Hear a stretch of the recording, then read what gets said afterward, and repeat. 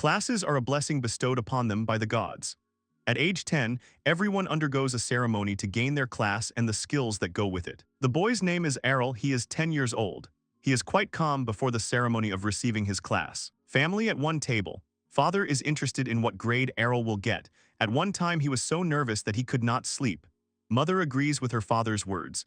The sister screams that everything is okay because Arel is her cool little brother, so he will get the best class. His mother says that in this case her son will become very popular. His father notes that a large number of his fans will come to them. His sister, dumbfounded, says that it is too early for her brother to have girlfriends. Arel, listening to what his family is talking about, thinks that this will never stop. He is distracted by the ringing of the bell. The boy stood up silently and headed towards the temple, while his family prepared to receive his fans' guests. He walked out of the yard, closing the gate, but the whole family caught up with him, shouting at him not to forget about them. The parents dance with joy, and his little sister calls her brother ugly because she doesn't want to take her older sister with her. Arel says indifferently that he can get the blessing himself. By the time they finish discussing, the sun will have set. The sister is angry, and the brother asks what else he can do. Fainot is a rural settlement without a priest. He shows her that there are only stones and trees around here. Walking along in complete calm, he says that he doesn't want to miss this ceremony and wait another year to receive his class. Only once a year, a priest is sent to the temple to conduct a ceremony of awarding class and skills. The priest, standing in front of the girl who is raising her hand, announces that he will now begin the blessing ceremony. 10-year-old children are lined up. A man asks them to step forward, starting from the right side. The boy responded nervously and approached the priest, who in turn touched his forehead with his finger. Looking into the book, the man asks to see the boy's destiny. The boy replies that he sees flames, the grinding of metal, and the sound of a hammer. That's all the 10-year-old boy sees. The priest says his class is blacksmith. The boy is happy about that. He ran to his father, shouting that he could work with him. Then his sister came to his mother, saying that they had the same classes. Arel watches this. His sister says that all children look like their parents. Pedigree has a great influence on classes. The little sister wanted to say that she was confident of receiving a certain class, but the priest called the next child. Arel's turn. His family is actively encouraging the boy. There is no emotion in his face. As the young man walked towards the priest, a whisper began behind him. One man said that Leon's son had finally walked. His parents have advanced classes. His mother, Farah, has the class Blade Princess, and his father, Leon, has the class Magic King. The son asks his father why all this is being discussed and why it is important. The father replies that the advanced classes are superior to the regular classes, where you have to put in a lot of effort to acquire them. As Arel stands before the priest, the man says that both parents got advanced classes at the same time. They are gifted, so their son will be exactly the same. The man, touching the boy's forehead, asks him to close his eyes, saying that the gods will tell him his class. The young man stands with his eyes closed and says that he sees nothing. The priest's face is blank, realizing that the boy has no reaction. He reports that the boy has no class. The crowd is shocked, knowing that both his parents have advanced classes, while the entire nation, including Arel's family, is in a stupor, not understanding why this happened. The man, holding the book in his hands, thinks about how this happened. Classes are the blessing of the gods. To be classless is to be abandoned by the gods. Farah, swinging her blade, tells Arel Chan that everything is fine. His parents encourage him, saying that his mom and dad will continue working, so it's okay if he doesn't.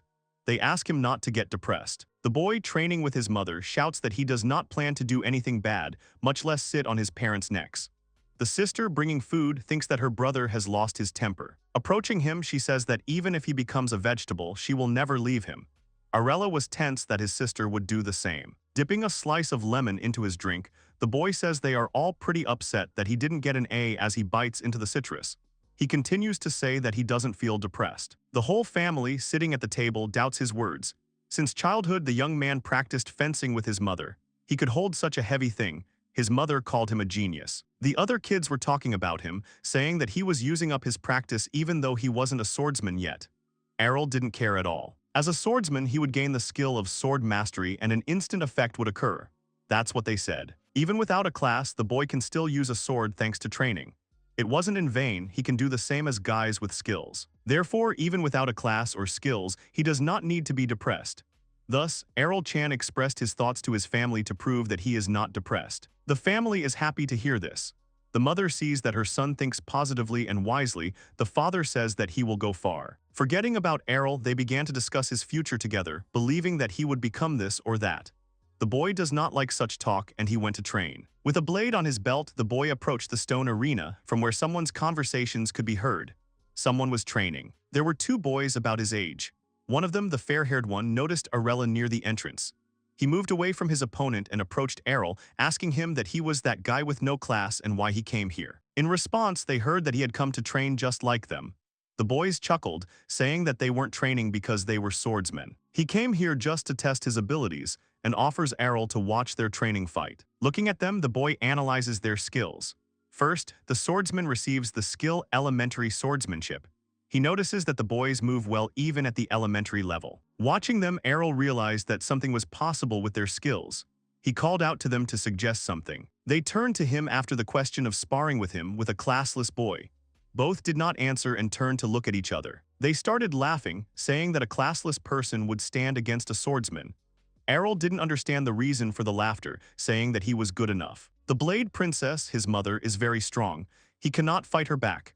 The unknown youth is irritated and realized that Arel is challenging him. He shouted his agreement, but first he clarified with the boy that the classless also had the same divine protection. Classes are received at the age of 10. However, divine protection is with a person from birth. This is another blessing of the gods. In this, Arel is no different from other people. Divine protection is like invisible armor. It reduces the damage inflicted on the body, but it needs time to recover. It falls off immediately after use and causes a portion of pain. The blonde boy concluded that he wouldn't die if they fought seriously. Arel tells him to prepare himself because it will hurt. Irritated by such a catchy answer, the young man shouts at him not to try to challenge him because he is classless. He rushes at Arel. The boy, who did not receive a blessing from God, thanks to training, easily parries the first blow. While his opponent is puffing and puffing, Arel remains absolutely calm and continues to cover attack after attack. The attacking young man's friend shouts at him to hit his opponent. He understands him, but there is one problem in the fight. The guy he's fighting parries all of his attacks, making it impossible for him to land any blows. A dishonest young man insults his rival and shouts to his friend to attack him together. Arel doesn't flap his ears and understands what he means. His dark-haired friend jumps off the boy's back, which he senses, and dodges both of them. Sitting on his feet, he raised his head with a smile. As he thought, it was better for him to practice with opponents of a similar level. A dishonest fair-haired youth shouts at his friend that by attacking his opponent from behind, he can hit him. The boy, looking at them still sitting, thinks that skills improve their mastery but not tactics or talent. In this case, their advantage is destroyed. Arel, holding the blade, rushed towards these arguing youths. He looked behind his partner and shouted at him to be careful. The dark-haired youth turned around to see what had happened. There was no one behind him, although he remembers that the classless hero who had thrown down the gauntlet had jumped in that direction. In confusion, he wanted to ask his fair-haired friend where their worthless rival had gone. The hilt of a sword flew at his chin. The boy dropped his blade after striking with the hilt. The blonde friend noticed how quickly he approached. While his friend falls after such a blow, the second opponent is covered in sweat and is convinced of how strong the classless boy is. He wanted to attack him, insulting him and threatening to cut him into small pieces, but he stumbled over his lying friend. The blonde boy stumbled, and for Arel this was a great advantage in the fight. He hit him on the back of the head and the enemy was defeated. Standing over the lifeless bodies, the boy, without changing his expression, exhaled. Lowering his blade, Arel tells the boys that he has won. The blonde youth clears his throat and rises. They both sat up abruptly and screamed that he attacked when they weren't ready, so it didn't count. Plus, they called him a rat. While the guys were heatedly discussing the rematch, another young man quietly approached the training ground. He shouted for them to surrender. The three boys noticed the voice and stopped talking and turned around. The boys ask if they really expect whining to work in a real fight.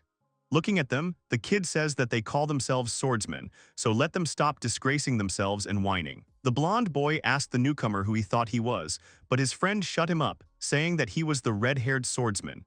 He wasn't interested in the two and turned his head towards Arel. He turned to him and asked that he was the son of the princess of Blades, Farah.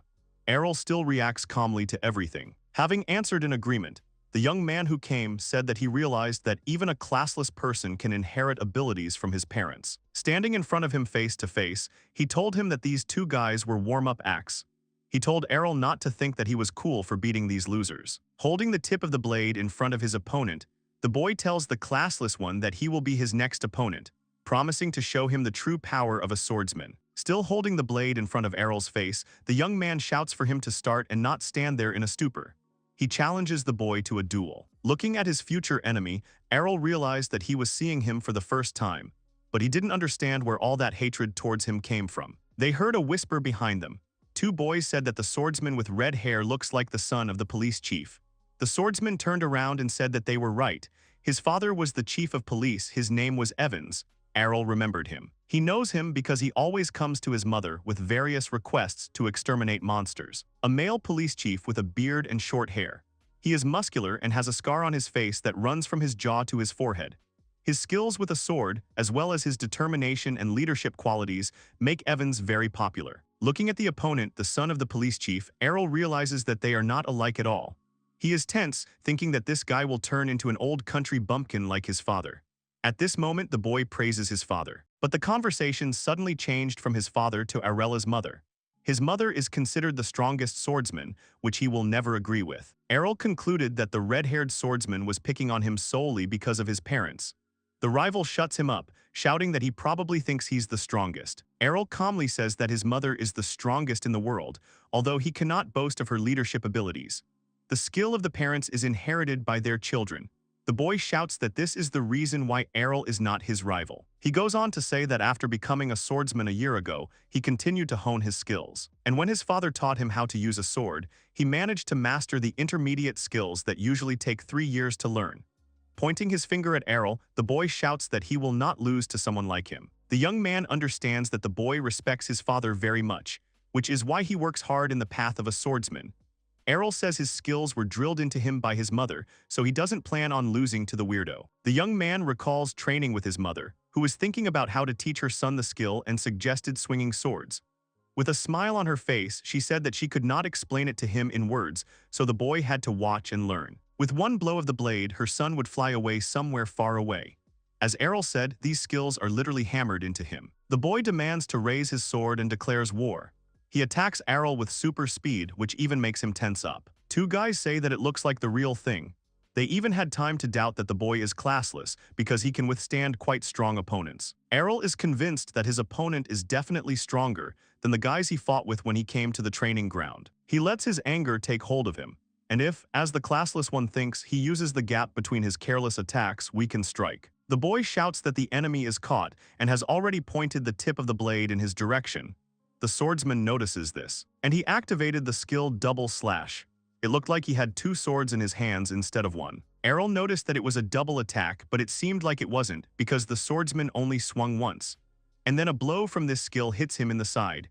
The boy was not prepared for this because he had never seen such an attack before. From one blow he flies off again, but not somewhere far away but into a concrete wall. It looked very powerful. Looking at the wounded boy, the swordsman says that he was able to hold back his attacks, keeping his distance, but still missed one blow. Arel clutched his side and asked what the attack from both sides was.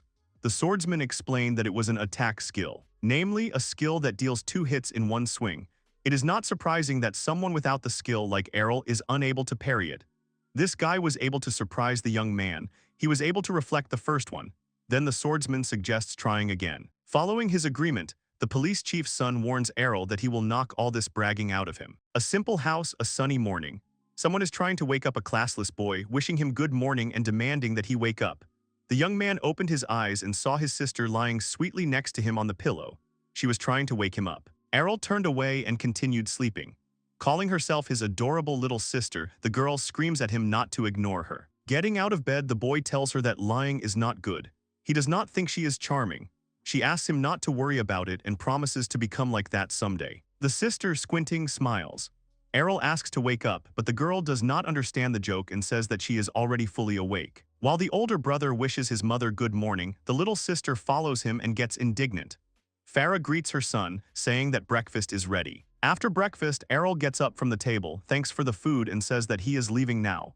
The little sister's face changed. When the door slammed behind the young man, the girl says that since he came home exhausted that day, her brother has been leaving early and returning late. She is worried. Farah reassures her that he will be fine. Mom says it reminds her of something, but she remembers she hasn't shown it to her daughter. They go to the closet. Farah sits down next to the box on the floor. The girl looked inside and saw worn swords. Mom said that these were the blades that Arel Chan had been using since that day. The sister was surprised that this was a very large number. The mother assumed that her son had been fighting with a child his age from the neighboring yard, and apparently this had motivated him greatly. Arel had continued to train with the sword since then. She exhaled, saying that instead of being despondent, the boy was more energetic than ever. Farah nodded in response. The sister asked where the father was. He always sleeps upright like Arel. The son is very similar to his father, but for the sister he is the complete opposite. A deserted road and isolated houses. Nearby is a thicket of forest in which a boy tries to learn new techniques. He stands with the blade in his hands thinking about the double slash. He lost because he couldn't master this skill. One swing and two strikes, just magic the guy thinks, but it's a swordsman's skill.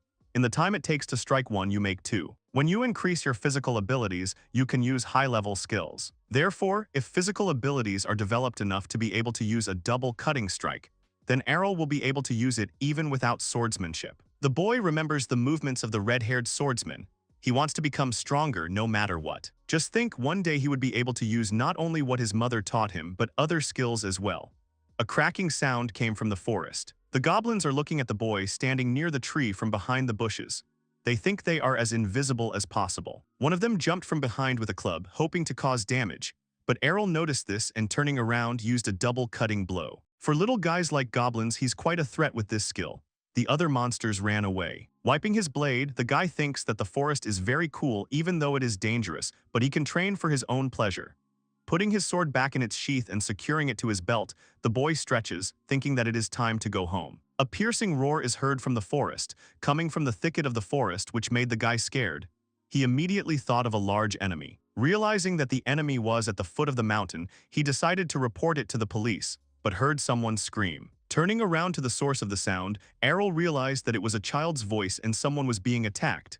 He didn't have time to report it. The boy went deep into the forest to the source of the screams to find the one in trouble. His weapon is ready. He is sure that he can handle it alone. Arel looked out from behind the bushes and saw the guy he had fought in training. He was all wounded. The young man wondered about his enemy. Hiding behind a cusp, he noticed a goblin that was larger than him. It was a hobgoblin. One blow from it could make you fly away. Looking at the boy pinned against the tree, Arel thinks that with his skills, training alone is much more effective. But something happened. Noticing the sword marks on the tree, the young man remembered the boy's words about him honing his sword skills. He also trains in the forest and without any protection. Hobgoblin, his strength is enormous, but he moves rather slowly. The boy is lucky that the big guy has his back to him. The creature approaches the exhausted boy. Arel is about to destroy it before it strikes again. The boy holds out his blade in front of the goblin and shouts not to come closer, but it's no use. He can't move or run away. Right before his eyes, the creature has already swung its club, but something happens.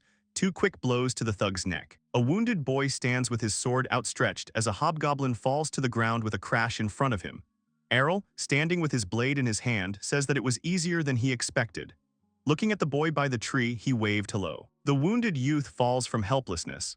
Arel caught him, noticing that his divine protection had been breached. It must be restored as soon as possible. The boy who defeated the goblin asks about the boy's holy water, but he broke it during the monster's attack. He takes a broken bottle out of his pocket. Arel took his holy water out of his pocket and handed it to the wounded boy. He quickly drank it and was restored before our eyes. Having recovered, the boy grabbed his savior by the shoulders, asking what kind of attack it was. Arel replied that it was a double slash, but he did not believe him, shouting at the boy not to play dumb. The swordsman shouts that this skill is difficult to learn, but it is impossible if you train like usual. As the boy holds the savior by the shoulders, he says that he trained much more than usual to hit like that. The rescued guy doesn't understand because it's easy to say but hard to put into practice. Then Arel explained that he hates losing, even more than it seems at first glance. Therefore, in order to definitely win at their next meeting, he set himself this goal and achieved it today. Although he seriously thought that their meeting would happen a little differently. Having fully come to his senses, the guy shouts that he understood everything. As he picks up his defense, he says that the rematch will begin right now. Arel asks him not to rush, they can do it whenever they want. Looking into his eyes, the swordsman says that he is in great debt to his savior. Even if he shared holy water with him, he asks to be allowed to pay his debt. Arel says that the boy is actually a good guy and has a strong sense of duty. The swordsman asks irritably what he means by actually. Crossing the ends of their blades, they use the same double-cutting blow at the same time. The swordsman parried all 2 blows, even in addition to the double slash, but then the following happens. Another blow lands on his shoulder, which the young man did not expect. Stopping the fight, he asks his opponent what it was. Arel said that it was the 3rd attack. His double slash attack is something that can't be called a skill in the usual sense of the word. Basically, he doesn't need the double slash part of this skill. He doesn't need to limit himself to 2 hits when he can continue attacking. The youth denies this, even though he just saw it all. He shouts that a person blessed with the swordsman class and having a true double cut will never lose to Arel in his life. Even if he had learned this attack, it was just an imitation performed by the Classless and nothing more. The boy suggested checking which of them was stronger. The swordsman agreed. They used the double cutting strike again at the same time, and the saved guy's blade flew off to the side. Arel tells the guy sitting on the ground that his punch is exactly the same as last time, although executed a little differently. It will stay that way. Walking away from his defeated opponent, who lies curled up on the ground, the young man leaves with the words that he won this rematch. The young man returned home. At the table, Farah tells Leon that Evan-san's child went to Brescia. It turns out that the swordsman is only 1 year older than Arel. The boy asked his mother about this city. She explained that this city is for swordsmen. The journey there takes a week.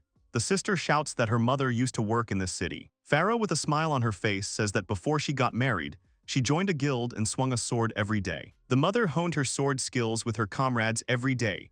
It was a wonderful time for her, but after clinking glasses with her husband, she says it is much more wonderful now. The boy, silently looking at them, thought about the city of swordsmen Brescia.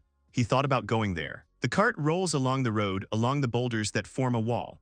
The driver informs the guests that they have almost reached the next stop. Once they pass through the gate ahead, they will be in the territory of the swordsman's city, Brescia. The shaggy guy is glad that they are getting closer. The girl sitting next to him is surprised that he is heading there too. A conversation ensued between them, where the man learned that the girl wielded a sword. She said that the main thing was her class, no matter whether she was a man or a woman. Putting her hand on her chest, she proudly and boastfully says that her class is top-notch. The girl is a robber. The man says he is a gladiator. The rogue notices that his class is also top-tier, but the shaggy guy looks upset. He shouts that he hates being on the same level as a woman like her. She just looks at him disapprovingly. The driver, turning to the guests, says that this is wonderful. Since their classes are perfect, they could show their strength. Drawing their attention to the orcs, the man asks them to demonstrate their skills on them. These monsters blocked the road. The man and woman instantly fell silent. One of the goblins is huge. People don't even know this species. In the hands of the creature is a weapon, a mace. The shaggy guy screams that it will take a whole group to destroy this group of orcs. The mother of one child turns to the swordsman, begging him to save them, or at least the children.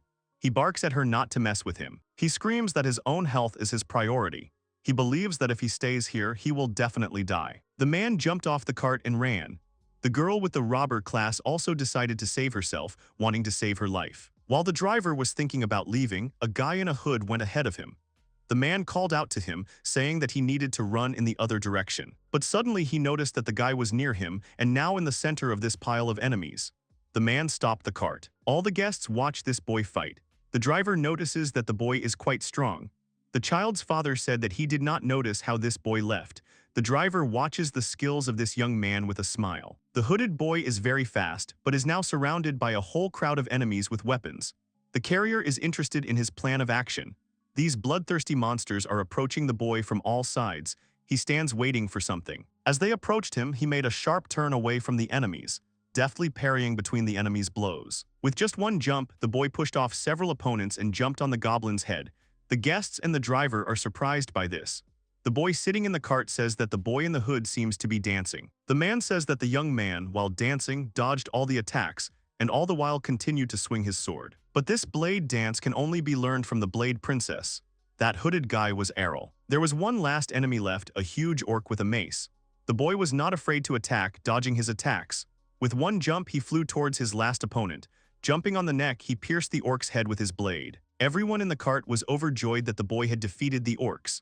The driver couldn't believe his eyes. Arel approached the man and asked him to move to the next cart. The driver called him very strong and asked what class the boy was in. Sitting in the carriage, Arel says that he has no class. The man does not understand why he hides his class and assumes that his is the strongest. 5 years ago, Mom saw her son just use the double slash. Farah thinks it's a dream. She hasn't yet accepted the fact that Arel-chan is classless to her.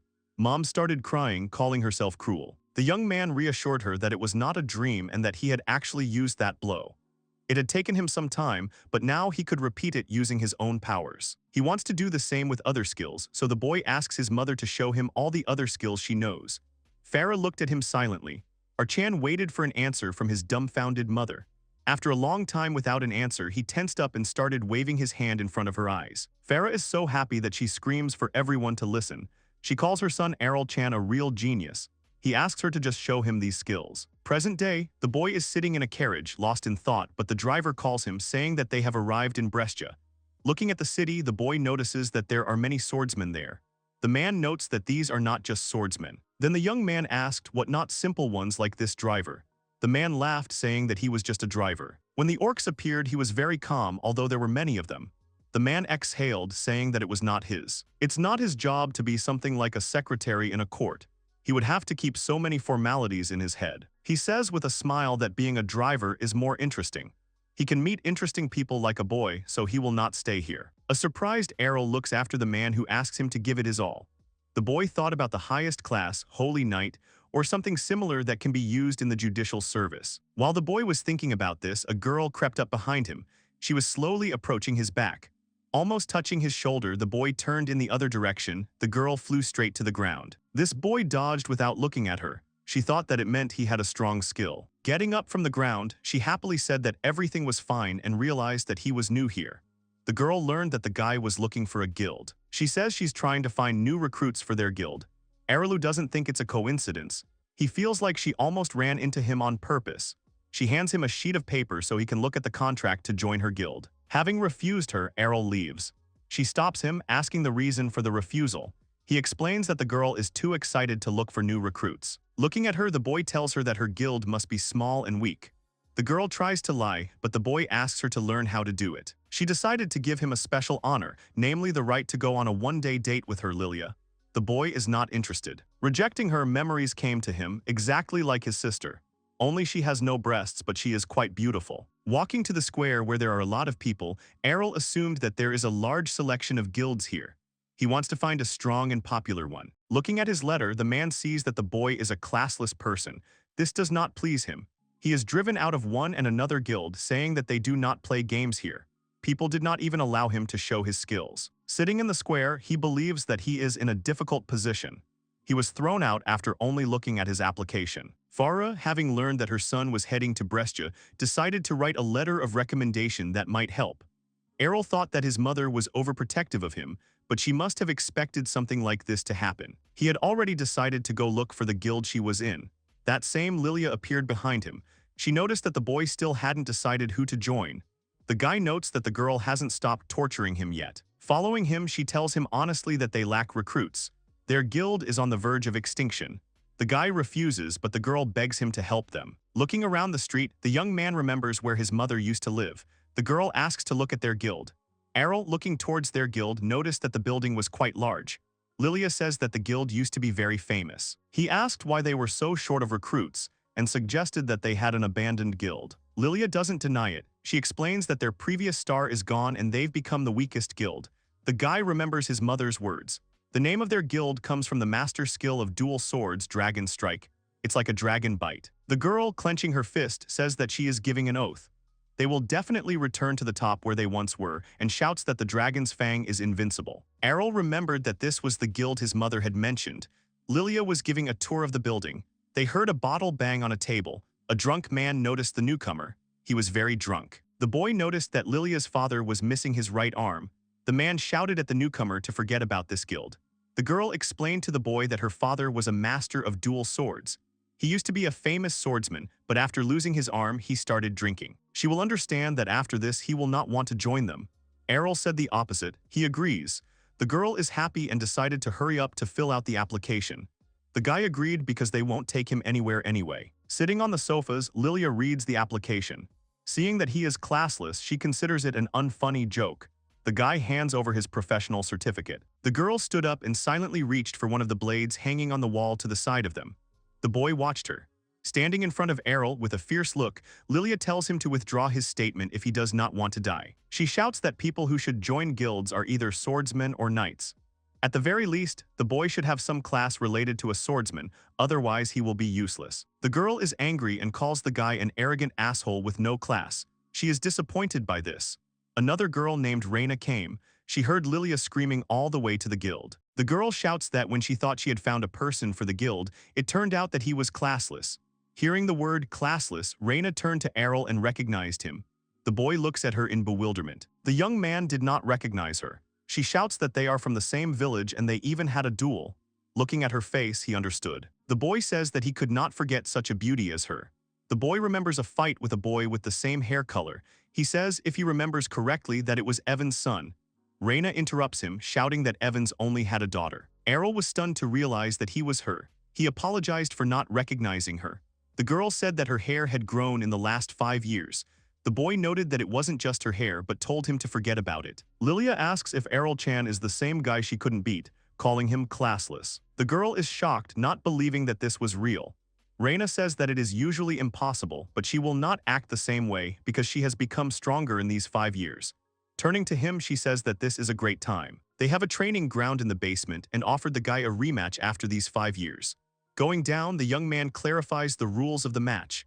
Reina said that they only have 1 round. The one who puts the opponent down is the winner. Lilia whispered to her friend that she was really going to fight against a classless guy like him. Reina said that it was true. This guy was strong and serious enough.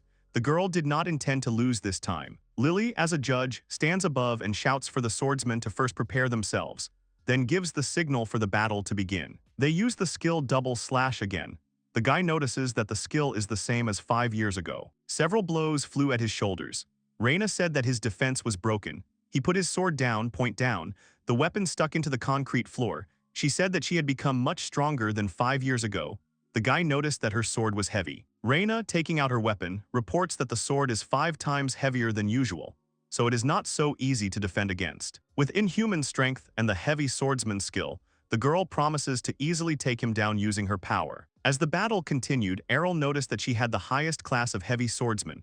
She was also working hard. The sword was so heavy, but she was swinging it like a normal sword. At this rate, he would definitely retreat and eventually lose. After landing a strong blow to his chest, Reina joyfully exclaims that she landed a clean hit on him. His silhouette suddenly vanished in front of her. The guy, attacking from behind, says that her defense is also broken. Reina realized about the skill residual image too late. She thinks it is impossible because it is a top-level skill. Hitting her back with her blade, the girl collapsed to the floor, dropping her sword. Lilia is stunned that Reina is defeated. The girl lowers her head, not understanding why she lost again. Arel, bending down, says that she really has become stronger. She looked at him in anger, but her angry face turned into a sad one. Tears began to flow down her cheeks. Lilia, approaching him, says that Arel brought the girl to tears. The tense young man does not understand. She cried despite the fact that he even praised her. With her head down, Reina says she's definitely not crying and starts running away from their training ground.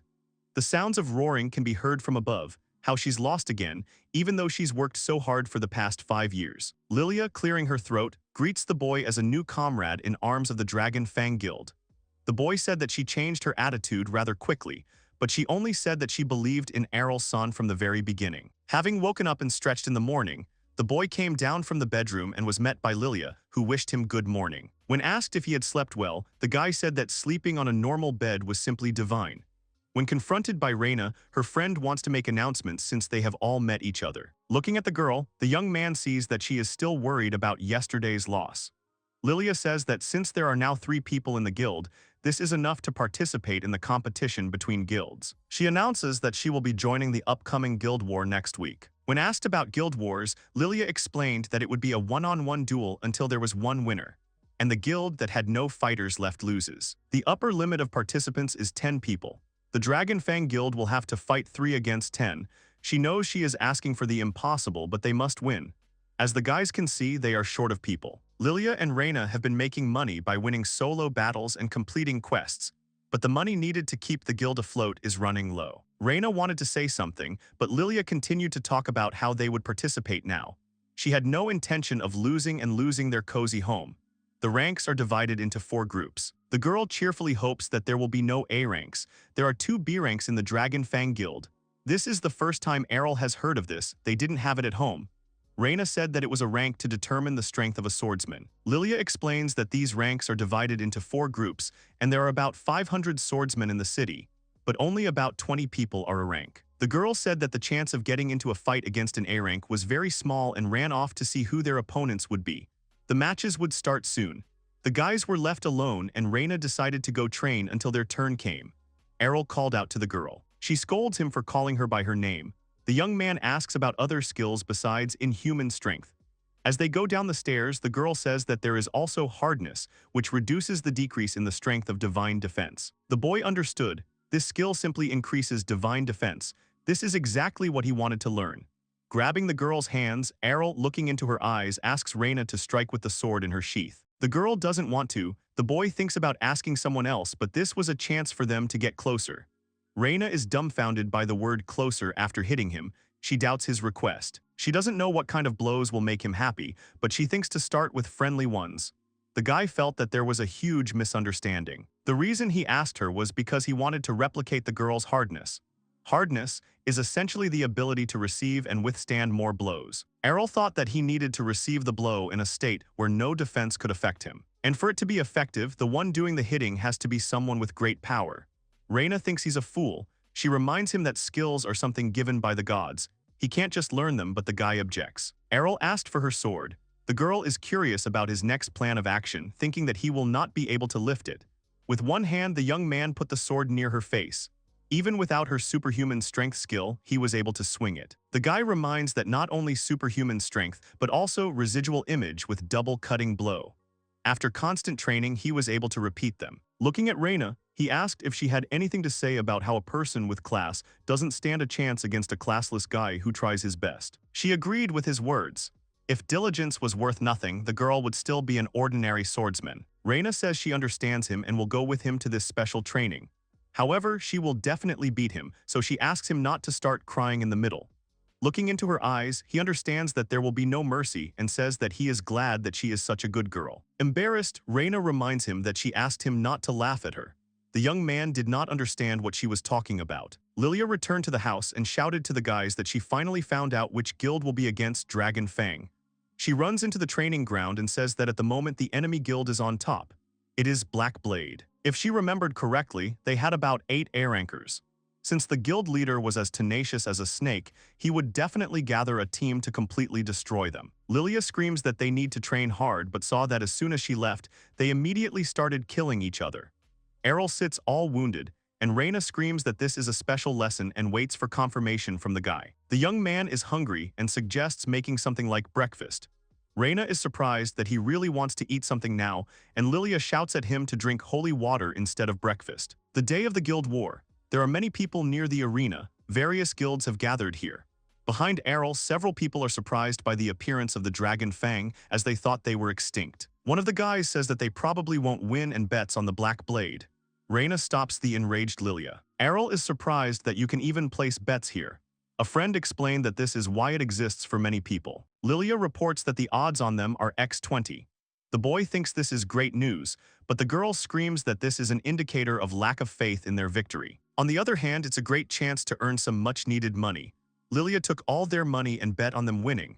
If they win, the money will last for a while. A long-haired boy approached the trio, saying that their appearance was commendable. The boy's name was Jorg. He noticed Lilia's diligence in protecting her father's guild. He also heard that the classless one had joined the Dragon Fang Guild. The young man wonders who it is, and Reina explains that it is the leader of the Black Blade and their enemy. Lilia is outraged by his behavior, believing that he came to laugh at them. Jorg came to cheer them up. It was very sad to see their former rivals fall so low.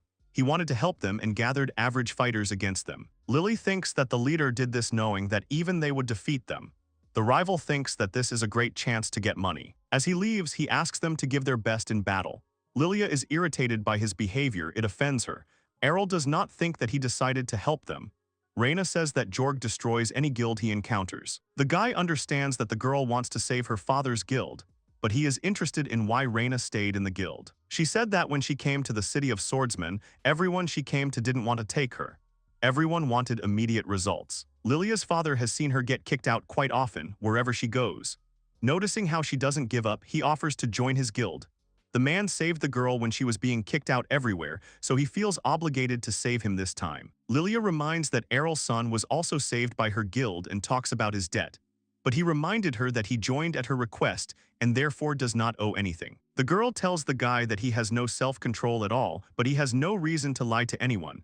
He thinks it's useless. The organizers loudly thank everyone who came. It's time for the main event, Black Blade versus Dragon Fang. Arel-san doesn't notice the guild leader, and Lilia shouts that there are 4 A-rank swordsmen here. Reina points out that this doesn't look like help and Jorg wants to destroy them. The organizers ask the opponents to enter the arena. From the Black Blade, Rapier Swordsman Geo, the guy is sure that he can handle it alone. After they said that the classless Arel comes out of the Dragon Fang, the people were dumbfounded. Upon entering the arena, people insult him, calling him an idiot who doesn't love life. The swordsman with the rapier doesn't understand why he, an A-rank, has to fight against a classless one. He points to Reina and Lilia, saying that he'd rather have fun with girls. Having thrust the rapier into the boy's chest, the guy asks him to do him a favor and surrender to him quickly, so as not to waste time. Lilia thinks that Shukuchi, a high-speed ability instead of cut-through, means the end, but Reina asks to pay attention to Arella. The guy wasn't surprised that his opponent had disappeared in front of him. He saw a silhouette swinging behind him and said that he had gotten used to the afterimage skill.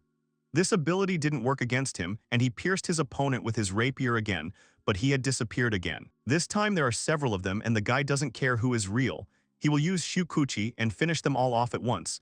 But behind him there are 2 afterimages. He turns around in panic and spins around. The guy realized the situation too late. He was overtaken by Arel, who said that the one in front of him was real, the other 3 were just images. The boy with the rapier didn't believe that his opponent used 3 afterimages. The boy says that his mother uses 5 or more. Standing over his opponent, he tried to use his piercing blow, but he needs more practice. Everyone is shocked that the classless one has defeated the A-rank. Turning to the judges, Arel calmly asks for the next opponent. The crowd is shocked.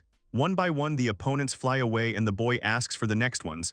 He defeats them despite his skills. People doubt that the guy is classless. He was able to defeat 9 people alone.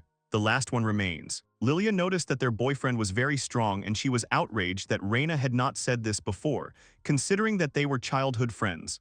Her friend herself did not expect this, because she had not seen him for 5 years. The girl huffs and puffs, saying she has to get it ready quickly once the battle is over. The friend thought about congratulations, but no, marriage registration. Lilia greedily says that if she can keep Arella, then the guild will be in good hands. She doesn't want to lose this chance. The boy senses an evil presence behind him as the 10th fighter of the Black Blade enters the arena. A master swordsman, Masamune, the blade of his sword is thin and curved. Arel finds this strange and concludes that it is a cutting type. Reina sees a high-ranking samurai from the west for the first time. Lilia has never received information about such a thing. She believes that this is their secret weapon. The boy is tense. Even though he hasn't pulled out his sword yet, he feels incredible pressure from his opponent.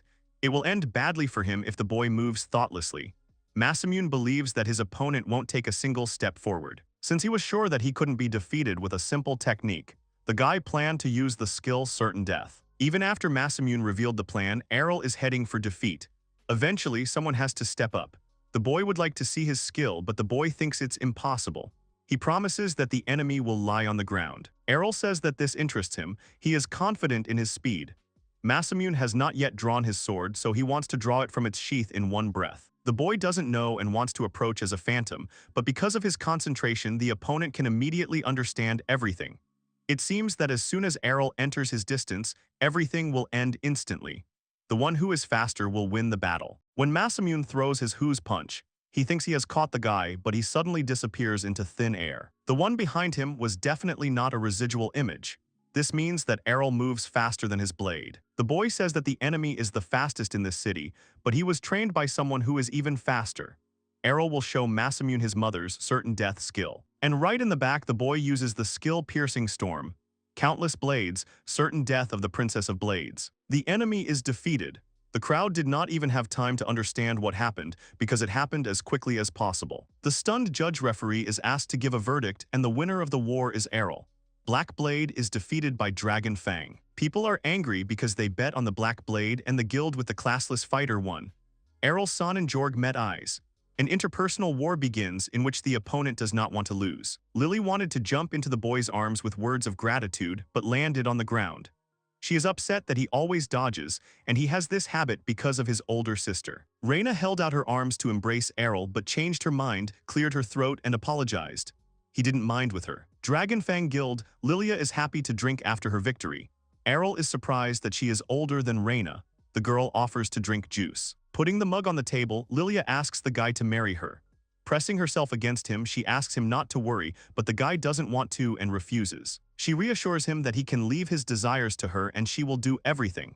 Arel would prefer a girl like Reina. She choked on these words. The girl yells at the guy to learn to come up with something more interesting to say no to. The boy isn't lying. Reina means that she swings a sword all day, acts like a man, and isn't as cute as Lilia. She doesn't have cute accessories. She is not happy to admit that she has no feminine charm at all. The guy noted that her charm is now in her hands. Lilia says that Reina is rather uncouth when it comes to romance, so she is not her rival. The girl wants to seduce Arel-san with her charm and invites him to relax in his room, but he would prefer that Reina do it. The boy wants to practice the skill of hardness right now. The girl is outraged that there is no room in his head for anything except Reina. Father, leaving the room, asks everyone to be quiet. Lilia says that they defeated the Black Blade. Dad thinks that the weak fought for them, but there were A-ranks there. Although she said it was Arel-san who did it alone. With the boy, they can restore the guild to its former glory. Her father thinks she is naive, saying that a person with such power would instantly defect to another guild. The daughter asks not to worry about it because the boy will marry her. He intervenes in the dialogue, saying that he did not promise such a thing. The young man says that Lilia is really too naive, but she is much better than the guy who just gave up and does nothing. The father is outraged by the words. The boy does not understand what kind of adult he is if he gives up so easily. He can still swing a sword, albeit with one hand. Grabbing the boy by the collar, he yells that the moment he lost his dual blades. As a master of dual blades, he lost almost half of his skills. Arel indifferently answers that he really doesn't understand anything. He has no skills at all. This irritates his dad. Throwing him aside, he demanded that everyone hurry up and clean up the place. The boy caught his breath and realized that the man still had strength. Lilia thanks the guy for influencing her father. If Reina or she had said something like that, he would have laughed and ignored it. Maybe after Arel-san, his father will get back on his feet. The boy hopes that this will be the case and that the man will show him some skills. Reina noticed that the boy really enjoyed teaching other people's skills. Lilia had a great place for him. Beneath Brescia is a giant underground labyrinth, a dungeon with traps and stuff, filled with magical creatures. Arel doesn't understand who in their right mind would give permission to create a dungeon. Lilia says that it's a great place to train and gain experience. This dungeon was built by the gods. The boy has never walked in them before, so the girl agrees to show him. She thinks that love can blossom inside the pitch darkness. Reina said they would definitely go. She wanted to fight in the Divine Sword Cup. The guy doesn't know what it is. The Divine Sword Cup is a tournament that determines the strongest of the strongest fighters. Lilia offered to fill out the registration form, but the guy tore it into pieces. Reina thought that Arel did not want to participate. The young man showed that it was a marriage registration sheet. The girl noticed that he was not letting down his guard. Jorg asks the girl about these three. She learned with the help of magic that the guys will go to the labyrinth tomorrow. The father pours another glass of alcoholic drink. He is irritated by the words of the young man, believing that everything is decided by one's own strength. Having put the glass on the table, he broke away from the applied force. One's own strength decides everything, especially if life is in danger. Arel-san wakes up to find Lilia looming over him. He squeezed her head, causing her to scream in pain. She thinks it's wrong to treat an innocent girl like that, but the guy thinks she's a damn slut. He says not to sneak into his bed. The girl, covering herself with a pillow, does not deny it, but does not want to talk about trifles. Having pounced on him, she still believes that Arel will be her husband and suggests doing something adult. Lily wanted to kiss him, but instead of his lips there was a pillow. She thinks that Arel is not okay with this since he leaves her so easily. The boy, thinking that the girl was still drunk, went to Reina with an offer to exorcise the evil spirit that occupied his room. Not seeing the girl in the room who had just answered him, he turned towards the bed. The girl is still sleeping. She said this in her sleep. The guy asked if she was going to get up, but Reina called him dad. With a smile on her face, she says that she has finally become like her daddy. She is now a swordsman. Arel is shocked, realizing that she is daddy's girl, pats her on the head, calling her a good girl. As he left the room, the young man realized that her father was like a hero. He wondered why she had confused him. As he went down to the basement to practice, he heard Lilia's scream from his room, begging him to come back. Walking through the crowded square, Lily said that they had arrived, pointing to the gate to the labyrinth. Arel-san had expected something more like a cave. Lily thought that the god who created this was wise. There are a lot of people here. Reina says that the Divine Sword Cup is coming soon after all, and people have come to train. Even inside there is a queue to get in. The young man thinks that this is a special training. Lilia calms him down, telling him about a magical transition that takes you wherever you want. However, if a person has not been there, then you can only go down one level. Reina was on the 14th floor and Lily on the 12th.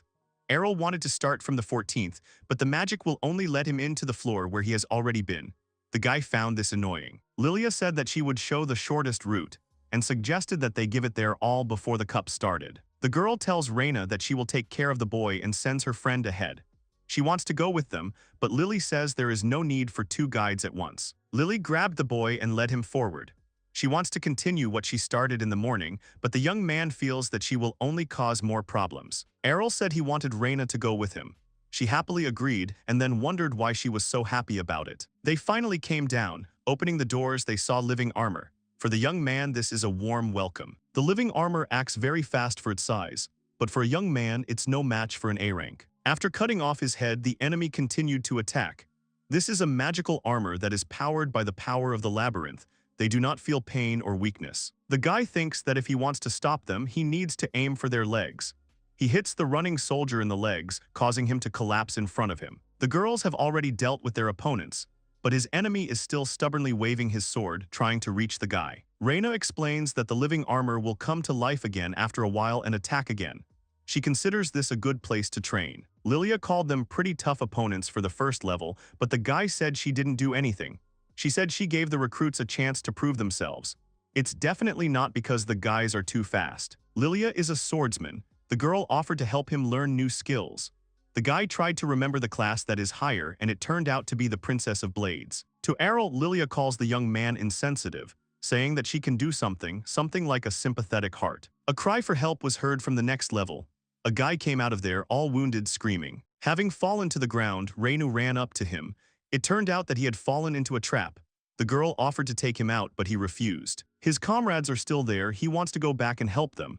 The guy begs for help and asks to save them. Lilia stops her, saying that they won't go without a good reward. Arel says that she has no right to accuse him of insensitivity. The wounded man recognized Lily as the girl who appeared in the magazine, where the article was about the collapse of the Dragon Fang Guild. Out of rage, Lily suggests that Reina forget about the guy and move on, but he started talking about a reward for help. He shows a bag of money and Lilia greedily agrees. Arel San begins to suspect the guy of something wrong because there is too much blood. The girl says that this happens if the divine protection is removed. This happened to her father too. Reina says that incidents involving newcomers are often talked about. Not everyone is made of steel like Arel San.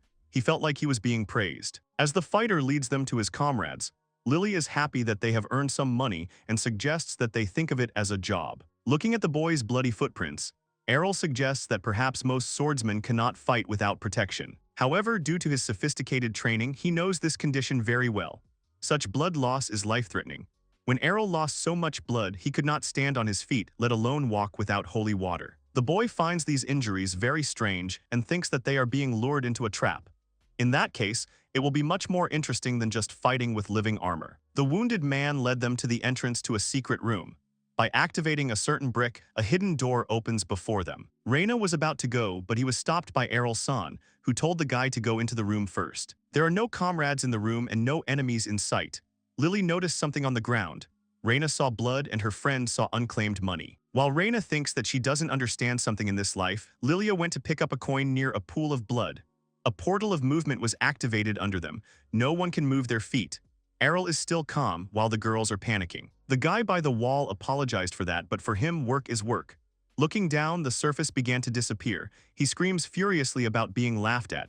The whole room shifts due to magic. Everyone landed in a wide, open space. There was no exit anywhere. Reina said she had never seen a room like this. The girl concluded that this room was deeper than the 14th floor. Lily was upset that the money had disappeared. A guy was sitting nearby, swaying nervously, asking why he had moved with their group. While Lily wanted to find out more about the job the boy was assigned, Reina and Arel noticed a pillar of light. He was ordered to bring them to this room. There is a summoning circle in this place from which they will not be able to return alive. Naturally, one can guess where it leads. The guy says that most likely it is the very bottom floor. What just appeared is a rainbow-colored armor that has the highest class, Sword Lord. When Lilia panicked due to fear of death and desire to meet her betrothed, Arel pushed her down. A vapor of air passed over them like a blade. A column of dust enveloped the girls. They did not understand what had happened. Above the boy sitting to the side, Reina and Lilia saw a sword mark. This was a sword master skill called Divine Soaring Strike. This is a technique that sends an attack flying straight at a person. The Sword Lord can reach any part of this room. Arel shouted that it was approaching, but the Sword Lord attacked only the guy flying past the girls. This creature slammed the boy into the wall. He had not practiced the skill Hardness in vain. Divine defense decreased, even less than he expected. Throwing it aside, the young man said that this was the ultimate skill, Divine Maneuvering. Using it, one could reach any point in the room. No one doubts that this guy is a real sword master. Lilia thinks that Arel can't handle it, but he denies it. It's a shame that he has the skills that the boy saw, but for him, this is a good time to test his abilities. The guy in the paint does not believe that Arel is going to test his abilities against the Lord of Swords. The girls themselves are shocked. Standing in front of the opponent, the boy said that it was his turn. He used the skill Divine Maneuvering. Reina, watching them fight, thinks that she is the one taking damage. She can't believe that Arel can fight equally with the Lord. The creature wanted to attack, but began to use another skill called Divine Command. He lowers the divine protection of everyone around him, turning it into his own power, as if the gods had come to punish them. Arel recalls his mother's words that he can't resist the skill Divine Command yet. She taught him to use the skill Infinite Break in such a situation. They were training with his mother. He could barely stand on his feet, let alone defend himself. She promised to show the technique lightly. The girls see Arel fighting as if nothing had happened. Lily wonders what kind of training he went through. Under the Divine Command, there will be one powerful attack. Throwing a coin at the Lord's sword, he fell into a stupor. After that, after making a jump, Arel uses a special skill called Infinite Breakthrough. In one swing, the boy cut the Lord of Swords into small pieces, causing him to collapse like broken glass. Reina came and asked about the source of the knowledge about the Sword Lord. Lily is also interested in knowing about it. The young man admitted that his mother is actually the Sword Lord. She said that she is higher than the Princess of Blades. Lily thinks it's a joke because even her father didn't know. Farah changed classes before leaving town. Reina wonders why the Princess of Blades would move to the village. The guy answered that mom hates being a black sheep. The girl, if she knew that Arel was the son of the Lord of Swords, would not even ask for a duel with him. The guy thought it right to keep the secret. The duel with Reina was very important to him. Lily suggested finding a way out. There is always a summoning circle in the room, which appears after defeating enemies. Reina saw the summoning circle. The boy thought they could get out. Lily asked him not to hurry, but the boy was already standing inside the circle. The girl was surprised that Reina was so calm. She replied that together with Arel they would be safe anywhere. Lily doesn't like all this. She called the bald guy along with them. The guy angrily shouted that his name was Dill. He thought they would leave him here. Lily said that they still haven't punished him, but concerning Arel-san, it was only good for him. Turning to Dill, she said that for now they could forget about it. The guy called her very kind. The girl, in response to his surprise, called him rude. Lilia's father is sitting at the bar, drinking hot tea. Behind him, there is a conversation about good, easy money. 3 people are sitting at a table in a bar, discussing how they lured a small guild into a trap. The man realized that the guys did something illegal. The father approached the table to sort things out.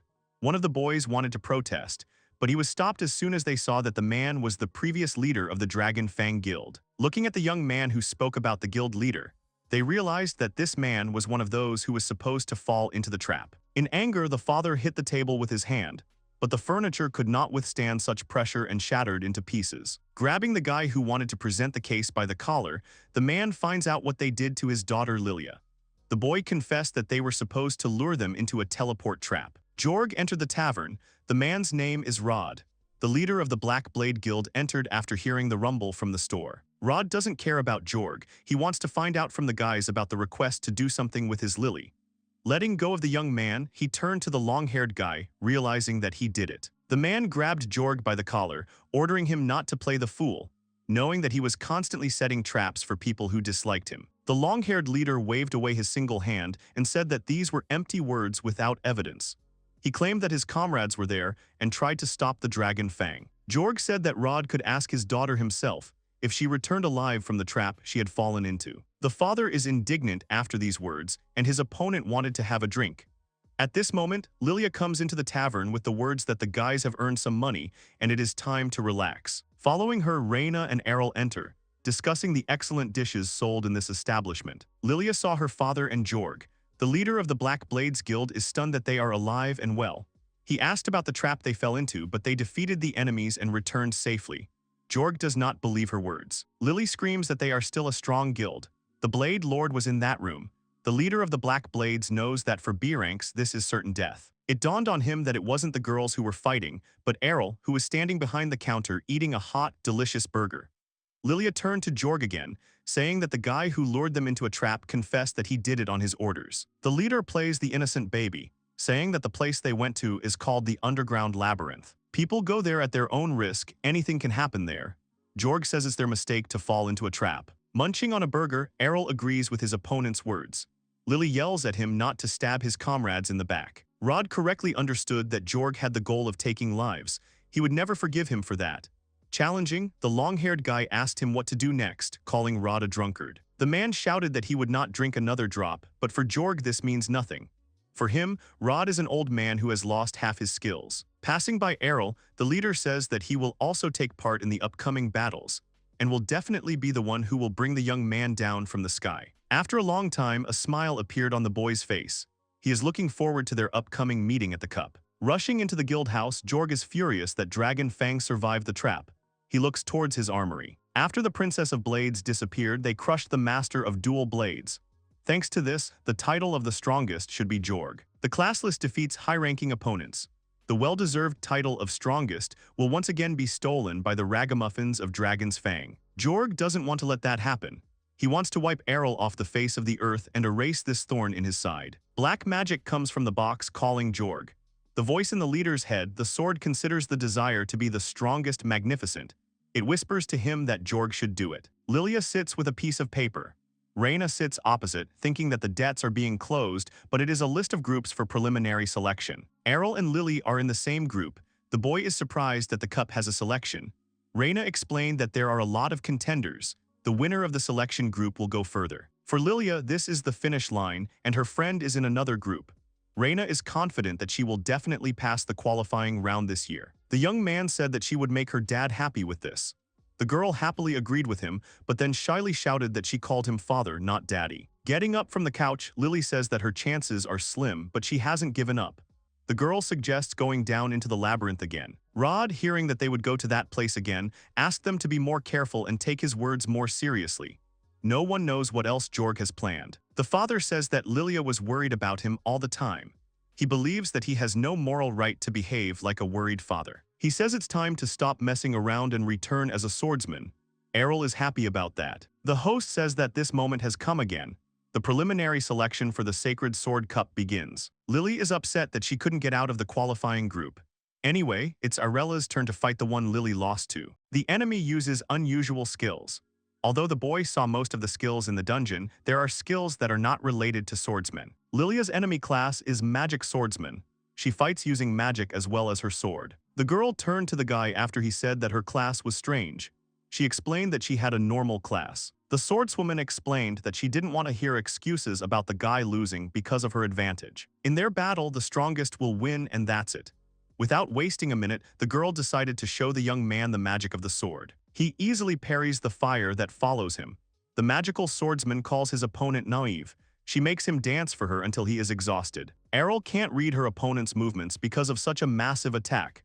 The difference in the working distance makes the attacks effective. The boy tells her that if used correctly, it can be very powerful. However, the girl is still an amateur. The guy says that compared to his father's magic, she's just a candle. The girl is barely stronger than Lilia. His comrade considered it an attack. Arel used double slash and her flames were completely extinguished. The guy used shukuchi and hit his opponent on the neck with the handle. As soon as she fell flat, the young man was declared the winner of the fourth group. He thinks only about learning magic skills. Lily, hovering over her father, says that they should go to the final selection round together. Rod replies that his daughter should go herself. She tries to pull him off the couch, saying that there will be room for them since they are from the same guild. The girl then suggested that her father was afraid of Jorg, but he angrily shouted that this would not happen. Rod is upset. Yesterday, when he held the sword, he realized that he had lost his skills so much that it would be difficult for him to win the Sacred Sword Cup. He lowered his head and asked his daughter how he could watch the tournament in such a state. Rod expects sympathy. Lilia does not pity him, reminding him of the feelings of people who made it to the final selection. Her father will go with her and there are no buts. She tugs at his sleeve, telling him that he doesn't want to watch the tournament but wanted to sneak in later. In other words, Lily says that her father loves to watch his comrades grow stronger each time. This time, Reina, whom Rod has been watching over, is finally participating in the final part. Arel will be there too. The father told his smiling daughter that she was just like her mother, but the girl didn't understand one thing. Is it good or bad? The crowd is waiting for the final part of the tournament. Reina is sitting in the room, clearly nervous before the battle. Arel came up to her asking how she is feeling. He scared her, but the guy is nervous. The girl looks nervous. She shouts that the whole city is here, of course she will be nervous. Arel doesn't care. Besides, the girl doesn't know who she'll fight. The young man assumes that she's worried about being caught by him. Reina asks him not to be so arrogant. The hosts thank the viewers for waiting. Now they will announce the opponents for the first match. The first one will be the previous champion, the Emperor of the Sword George. Lily is surprised that the leader will be the first. His opponent was unlucky, and the girl hopes that Reina will not be there. The opponent of the Emperor of the Sword George will be the classless Arel. The boy was surprised by the words he heard. Reina grabbed his hand with both palms and asks him to understand her correctly. Looking into Arela's eyes, the girl asks him to be careful. As he entered the arena, Lilia called out to the boy, screaming for him to destroy this leader of the Black Blades. Jorg comes out from the opposite side. The young man, looking into the tunnel, sees that his opponent's silhouette has changed. The guild leader came out in the form of a monster. From the last human form, only hair remained. Father and daughter were shocked by the appearance of Arel's opponent. Rod looked at Jorg's hands. The sword emanated a dark power. The man shouts at the boy not to let the enemy get too close. Jorg has the worst weapon of all. Lily wanted to know what her father meant, but he shouted that a powerful demonic creature was imprisoned in the sword. Jorg says he didn't expect to hear that anyone knew about this sword. He asks the man if he was at the imperial court. The monster does not recognize his father. Rod assumes that the boy is already possessed by the creature. He tells his daughter a story. When the Pope was at the imperial court, he saw it during his journey when he was picking up the most powerful sword. When the Blade Lord killed the demonic creature, the sword was possessed by the hatred that filled it, but it must be sealed. He asked the entity why he was here. The monster said that human life is very short. He waited for several hundred years. All who knew of him died and the truth became a legend. Fear and horror were forgotten. George sought power and tried to subdue him. The monster's name is Dulgilda, and now it's time to enjoy yourself after such a long wait. Reina runs out of the room when she hears the name. The boy doesn't know it, but the girl screams that they learned it in history class. He, a demonic creature summoned by an evil god long ago. It turns out that the legends are true. The crowd is confused. They have realized that Dulgilda is the demon from the legends who has destroyed countless cities single-handedly. The people flee the arena in panic. This creature enjoys these voices. It enjoys listening to cries of horror and despair. However, after centuries of boredom, it is not enough for it. Striking the ground with the sword, a magic circle was formed, around which the floor began to crumble into pieces. While the father and daughter were trying to understand why this was done, people asked to let them out of here and quickly. Barrier at the exit. No one can leave this area. Lilia is scared that a demonic creature can do something like this. Dulgilda enjoys this. For him, making people run away in terror is the best thing in the world. The boy took his position. The monster was surprised that there was someone pointing a sword at him even after seeing his magic. Arel is not afraid. He points his sword at the creature because he is confident that he can defeat it in battle. He was defeated by the previous Blade Lord, so the monster is invulnerable, but if the guy was a Blade Lord, he would have a chance. Based on the memories of Jorg's body, there is no Blade Lord in this world. Dulgilda, licking his lips, said that everyone here seemed classless. It was hard for Rod to say this, but the monster was right. Lilia wanted to tell him something that she forgot to tell him earlier. The joke is that Arel defeated the Blade Lord and his mother is the highest class. The guy, looking at his opponent, points out that he made two mistakes. The first mistake is that the Lord of Blades exists in the world. Dulgilda's second mistake is that even if Arel is not him, this will not stop him from defeating the monster. The creature is dumbfounded because the boy used Divine Leap. This guy just used a blade master skill. Approaching the enemy, the young man used the skill Infinite Rupture. The arena was filled with explosions like fireworks. Dulgilda cannot defend herself because the young man attacks from all sides, using the sword master's skills without stopping. The monster could not think that the boy was a sword master, but he completely denies these false arguments. Arel knocks the monster back and says that he is just an experienced, classless guy. Dulgilda landed on the arena with a crash. The impact of the fall caused the concrete slabs around the monster to crumble. The crowd, unable to escape to safety, thinks that the boy has defeated the demonic creature. The powerless Dulgilda cannot accept his defeat and wants to escape from here. But he must escape from Arel and regain his strength. To do this, he must subjugate someone else. Sensing the aura of the crowd, the demonic creature realizes that there is no one here who is strong enough to help escape from the guy. Suddenly it turned out that no, there was one more. The creature had one last chance, if it could use all its remaining power against the boy. Lilia talks to Reina, happy that the boys are safe. Arel heard a crash behind him. Seeing the blade flying towards them like lightning, the boy shouted that the sword was approaching and, grabbing Reina, jumped to the side. The demonic weapon flew towards the father and daughter.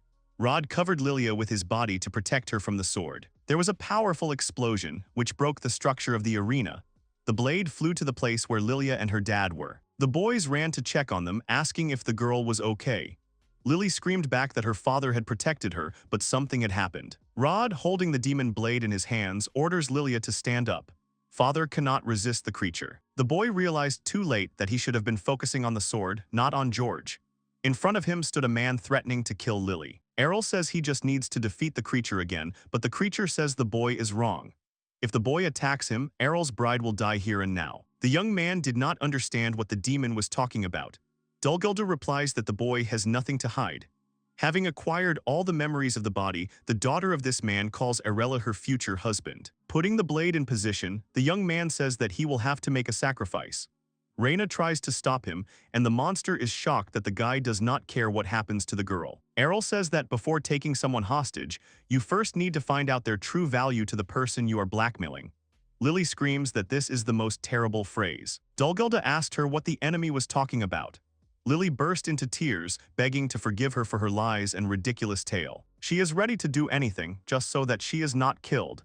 The demon is irritated and does not understand who will listen to such a useless girl. Reina is worried that something will happen to Lilia, but Arel reassures her, saying that the monster will not do anything to her. Dulguldur heard these words and shouted that he would not take pity on her and offered to look at his regrets as soon as he was finished. Lily shouts for Arel not to provoke the monster. The demonic creature has stopped. He cannot move. Rod, resisting the creature and moving his hand away from his daughter, screams that he will not allow this to happen. He asked Dulguldur whether he knew that this was his body, and whether the demon had been brazen enough to use the body for his plans. Lily runs to the guys, and Reina noticed that the old man began to move strangely. She wonders what is going on. Arel said that when Jorg was subdued, he looked like a magical beast. In comparison, the man's skin color changed slightly. The boy realized that his father must be resisting inside his own body. Lily is happy that her dad is stronger than Jorg. Dulguldur asks why the old man won't let him in. He feels that the body needs strength to return to its former glory. If it had happened earlier, then perhaps Rod would have agreed with the monster. But this guy made the man realize that he still had a hand. This means that Rod can still hold a sword. Even if he has no skills, he can work harder to overcome it. And if he's missing an arm, a man can still fight the way he wants. Rod wants to regain his former strength, and he can do that by working his ass off. So he doesn't need a useless piece of junk like a sword with a demonic essence embedded inside it. Lilia's father, having defeated the monster, threw the blade towards Arel.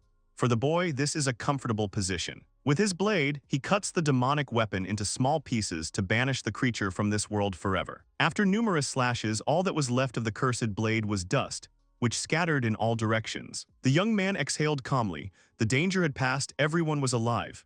Arel San this time thinks that Dulguldur will not return. The guy shouts at the other guy not to rely on skills alone. He has to move in his own way, attack in his own way too. He attacks the main character and shouts that otherwise he will lose immediately. He groans in pain, and the first one finishes him off, asking where is his defensive stance. If he does not fight him face to face, it will be harder for him to use skills. He shouts that in addition to the ability to move quickly, he should be able to instantly parry any blow. He shouts that he has the skill hardness, it is enough for him. And he shouts again that he is too naive, because there are blows that can literally throw him into the wall. The already beaten people lie and think, so this is the true strength of the Dragon Fang leader, and that he greatly underestimated them. The girl agrees and says that all these people seem to want to learn very much. The leader demands the next one. Someone says that she is not sure that she likes it. This guy says that after the tournament the number of newcomers will increase, so he should be happy. The girl tells him that there were even more of them before. She says dreamily that it's all thanks to Arel, who showed her father that he was still worth something. The guy gets up and asks where the teacher is now. She wonders what teacher and then asks if he really means Arel. She indignantly asks him if he is not older, why does he call him teacher? He admiringly says that he owes him his life. He happily tells that after everyone saw the teacher at the tournament, many people wanted to join them, they all want to see him as soon as possible. The girl begins to tense up. Then she cries in tears, asking why he left her alone even after he promised her marriage. The guy looks at her in surprise. The cart is moving with the hero, who looks around and thinks that it has become cold. The cart driver asks his dear client if everything is really all right with him. He turns around and says that the winner of the Holy Sword Cup leaving the city like this has never happened before. Arel replies that even if that's the case, there's nothing else to do in that place. He agrees and says that it's true, everyone comes here for this tournament. He wonders what to do in the village where he was born. Does he really have any business there? Isn't it a quiet village? Arel replies that this is not so, on the contrary, he has one goal in this village. He asks what it could be. He thoughtfully replies that perhaps now he can defeat his mother. After thinking about it, he tells the guy that he says interesting things because every mother is strong. The guy replies that he is not joking. In a village surrounded by mountains and various vegetation, a girl picks a flower, smells it, and says, "What a pleasant aroma, I must not forget to put it in a large vase." She says lovingly that when Arel returns, she will have something to greet him with.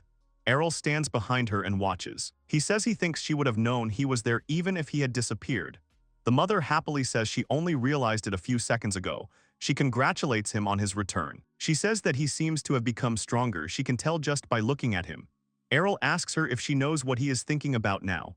The mother replies that of course she knows, she is his mother after all. She thoughtfully suggests that she could decorate their home with them. Arel suggests going to the training field in the mountains, and she agrees. In the village, all sorts of traders are doing their business, but here they are frightened by the sounds. They are screaming in panic, asking what is happening. Someone is screaming to look at the western forest because there is lightning and thunder. One suggests that maybe it's some kind of natural disaster. The other shouts to quickly report it to the police. In another place, the driver asks his client, a dear traveler, if she is not afraid here. It seems that a war has begun here. Reina tells him that the flashes of light are normal, just the classless one having fun. She says that if he is worried, then she will go and get there herself. Reina arrives at a house, knocks, and the door opens. A little girl asks her if she can help her. She is surprised that a small child came out. She asks if someone named Arel lives there. The little girl frowns, looks at her curves, and then slams the door, saying that she doesn't understand cow, surprising and outraging Reina. She is still standing thoughtfully in front of the door. Arel and his mother come up from behind. The mother is happy. Is this really Arel's friend? Then the door opens and a little girl runs towards them and congratulates her brother and mother on their return. Reina doesn't understand what kind of child this is. Mila is in Arel's arms. He introduces her. Mila asks him how his fight with his mother is going. Mother happily announces that she lost after all and that Arel is so resilient. Arel thinks that there was a competition to see who has more stamina. That's not how he wanted to win. Mother says that he seems to have learned a lot in the City of Swords. She asks him to tell her everything about what happened there. Mother calls Mila to her and asks her to hug her mother too. Arel lets Mila go. The mother adds, asking to tell everything but without talking about swords. Arel does not understand. He has nothing more to talk about. Mother says she wants to hear how their romance began, hinting at Reina. She loves love stories. Mila doesn't like it. Arel says her name is Reina and they live together in the city. She panics and screams that she is just an ordinary guild member. Arel remembers and says that he forgot to ask. He asks Reina why she came here. She says she's here because he suddenly disappeared from the guild. He says indifferently that he left a letter. Reina shouts that people usually say goodbye in person. Reina sadly tells him that there were many people who suddenly left the guild for various reasons, such as loss of motivation. Reina says that she thought maybe something happened to him, maybe he was sick or depressed. Arel replies that he is perfectly fine, he just saw all the swordsman's skills and that's why he left. The mother says that she came all this way just because she was worried. She says that she must love him. Mila yells at her mother not to take Reina's word for it. Reina denies it and says that she was born here too. Reina adds that he has a request for Farah, that is, Arel's mother. She looks at him in surprise. Is it really for her? Mother speaks with affection in advance. Does she really want to know about all the things that Arel likes? She will teach her everything with pleasure. For starters, she wants to tell about the soup that he likes. Reina now understands why Arel doesn't like to talk too much, and she is disappointed to realize that there is no progress. Reina declares that she wants to become a strong swordsman. She wants to dance with her sword as beautifully as Arel. She thought about how to achieve this and found only one way. She bows to Farah and asks her to make her her apprentice. Arel, his mother, and even his little sister look at her in surprise. Mila sadly says that she will refuse her now. Arel agrees, saying that mom doesn't really like teaching others. Farah continues to look at Reina, who is waiting for an answer. She wants to answer something, but then Evans comes in and shouts at Farah. Farah asks him what the rush is about. He shouts that they saw a natural disaster in the mountains to the west. He asks if she knows anything about it. There were thunderclaps and fire lit up the sky. Farah smiles awkwardly. Arel thinks that she and her mother fought in that place. Evan says that's why he was going to ask her. Then he looks around and sees Reina, who is his daughter. Farah says that she is Evan's daughter and that she looks just like her mother. Evans asks her why she is at Farah's house. They don't know what to answer. Farah says that the thing is that, from now on she is undergoing her training to become her future wife. Evans is embarrassed and says insinuatingly, covering his mouth with his hand, that he understands and that Reina has grown up after all. Reina screams in panic that this is not true. Farah tells her not to be so nervous, and Reina insists that she wants to know more about the swords. Here Mila also shouts to her mother that swords will be enough. Everyone looks at her. Mila looks at her brother and asks, he didn't want this either. However, Arel is no longer with them. They wonder where he disappeared to. Someone suggests checking the forest to the west. They take Reina with them. At this time, Arel knocks on someone's house and is told to come in. He opens the door and tells his father that he has returned home. His father congratulates him on this. He says that he heard Mila's voice outside. Did he really bring a cute girl? Arel starts saying that Reina is not only cute. The father wonders if this is true, then he must see her immediately. He says that besides he wants to talk to him about something. He asks what it is. He says that he won the duel with his mother today. His father congratulates him and says that he knew that he could do it. Arel says that the second he won, he felt like what he had done all this for had evaporated. He clenches his fists and says that of course he is going to continue training, but right now he has no goal. He doesn't think he can continue training as hard as before. He says that he still doesn't want a rest and that he is not satisfied with moving forward at half strength. His father listens to him attentively. Arel says that's why he wants to go in a different direction now. He turns to his father and asks if he can teach him magic. His father looks at him, confused. A second later, a loud, bewildered cry is heard. Mila screams that she found her little brother and then tells her father that he will dislocate his jaw. Arel's mother tells Reina that if she is going to teach her, then she must wear something. She hands her some clothes. Reina thinks that learning from the Blade Princess requires special equipment. Reina agrees, and her mother says that is the correct answer. Reina puts on this clothes and indignantly shouts that it is an apron. Mother says joyfully that now they are the same. Mila thinks that only she and her mother can wear the same clothes. Reina says it looks like they're going to cook food. She says that's right, that's what they're going to do. She tells her that she will teach her how to cook Arela's favorite dishes. Reina's eyes widen in confusion. She starts awkwardly saying that she wanted her to teach her blade fighting skills. She says that's a blade too. Reina wants to object, but she says that did she know that Arel also learned from her? There are swordsmen who use knives as weapons, so these skills may be useful to her. She remembers these words of Arel. She suddenly shouts that she is ready and that she will not give in to him in this. Mila sighs and says what a simpleton she is. The mother hands over the vegetable and then tells her to start by cutting the cabbage into pieces. She confidently takes the knife and the cabbage, but then hesitates, looking at the vegetable. Mila looks and says disappointedly, has she never cut vegetables before? Reina is awkwardly silent. Then she starts screaming in panic that of course not, but it's not a problem. Mila looks at her. Reina asks if it's true that she just has to cut it into pieces. She suddenly raises the knife and screams that she just has to literally cut them with all her might. The mother looks at her in surprise, and Mila screams that this is not a cooking stand. Reina loudly brings the knife down on the cabbage, which makes a loud sound. Arel's father and he himself turn around in surprise in the library, wondering what that sound was. They come into the kitchen and the father asks if everyone is okay. The mother turns to them and sweetly says that everything is fine, they just chopped up some vegetables. The mother stands in the background guiltily, and the father asks if they really used bombs for this. Mila asks Reina reproachfully if she knows that she broke Mila's mug. Reina tells her that she is very sorry. The mother watches and remembers Farah. Later, on a walk with Reina's father, he says that he is truly grateful for her teaching his beautiful daughter fighting skills. Evans says he knows it's a bit presumptuous, but he has high hopes for her, even without touching on her sword skills. Farah turns to him and asks him to give an example. He begins to say that when he lost his wife, he vowed that he would do his best to raise Reina properly. Farah says that Reina is very honest and strong. Evans says he agrees and that he always brags about her. But since he was always away at work, he couldn't teach her all the household chores. Besides, he heard that she was taken care of by a single-father family in the city, so life there must have been similar. Farah thinks. Evans says she must be a zero housewife. It would be great if she could learn a lot. Farah tells him she thinks he worries about her too much. She says that they live together in the guilds, she must have learned something there. Evans is surprised and says that now that she says it, it seems like he was worrying for nothing. Returning to the household, Farah tells Reina that she sees the need to teach her household duties from scratch. Reina resists and says that her sword skills alone will be more than enough for her. Farah sternly says that no, that won't do. Farah tells her that if she wants to learn the strongest sword skills, she must first perfect her body and mind, and she must be able to do the simplest things in her daily life. She sadly agrees. Farah says that she will therefore live and study here from today onwards. Her father is having fun in the background and tells his wife that she seems to be having fun.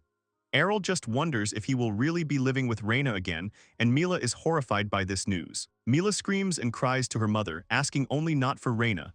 After a while, her father and Arel himself exhale, saying that the kitchen has been restored. The father says he wanted to renew it anyway, and now is the chance. He and his son go with the tools. Arel asks his father he could have fixed it with magic, so why did he do it by hand? His father says that his wife used to say that she liked the smell of sawdust. Arel says that he remembers and asks what of it. The father is surprised by his reaction. He asks his son if he really wanted to see a little magic beyond what is described in books. Arel admits it. His father had already told him this, but in his opinion it was better for Arel to forget about magic. People usually didn't have any magical powers. Father says that after their conversation, he studied several books and found no records of any type of magic being found in classless ones. Arel asks his father this does not mean that it is impossible. Father says yes. Arel tells him that he won the Holy Sword Cup as a classless. Then his father says that this alone shows that his potential cannot be underestimated. He says that, however, this was possible because they were talking about swords, and swords and magic are different things. He takes out a sword with half of its blade missing and tells his son that this is one of the swords he used for practice. Even if he is not a swordsman, he can hold it, so with enough practice he becomes a swordsman. However, with magic, it's like he doesn't have hands to hold a sword, and considering that, practice is useless. Arel agrees in his mind and thinks that it must be difficult. Arel tells his father that he said that humans do not contain any magical power. How can he even say such a thing? His father raises his head in confusion and looks at him expectantly. He says that once upon a time, after he received a blessing, he was able to use magic. He sees his son and says he doesn't seem to agree with it. Arel says that based on this, saying that he doesn't have magic is a bit of a stretch. It's just that he couldn't check if he has magic power because he doesn't know the skills. The father looks at him thoughtfully. The son says that he also dug through the manuscripts and did not find any refutations of this. He says confidently that this means there is still a chance that he has magical power inside him. The father panics and says that he doesn't see anything like that.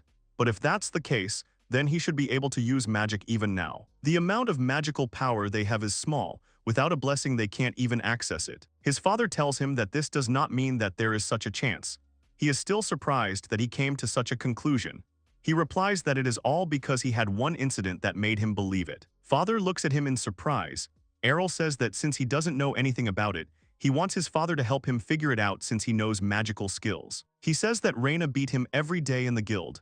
His father is horrified and asks why, but then remembers. He says that although he heard about it, she is a girl with a tsundere personality.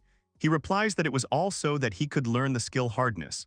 Also, she is more tsundere than anyone else. Spending his days like this, he remembers the days when during training, a girl with a bow on her head would yell at Arel that this was enough.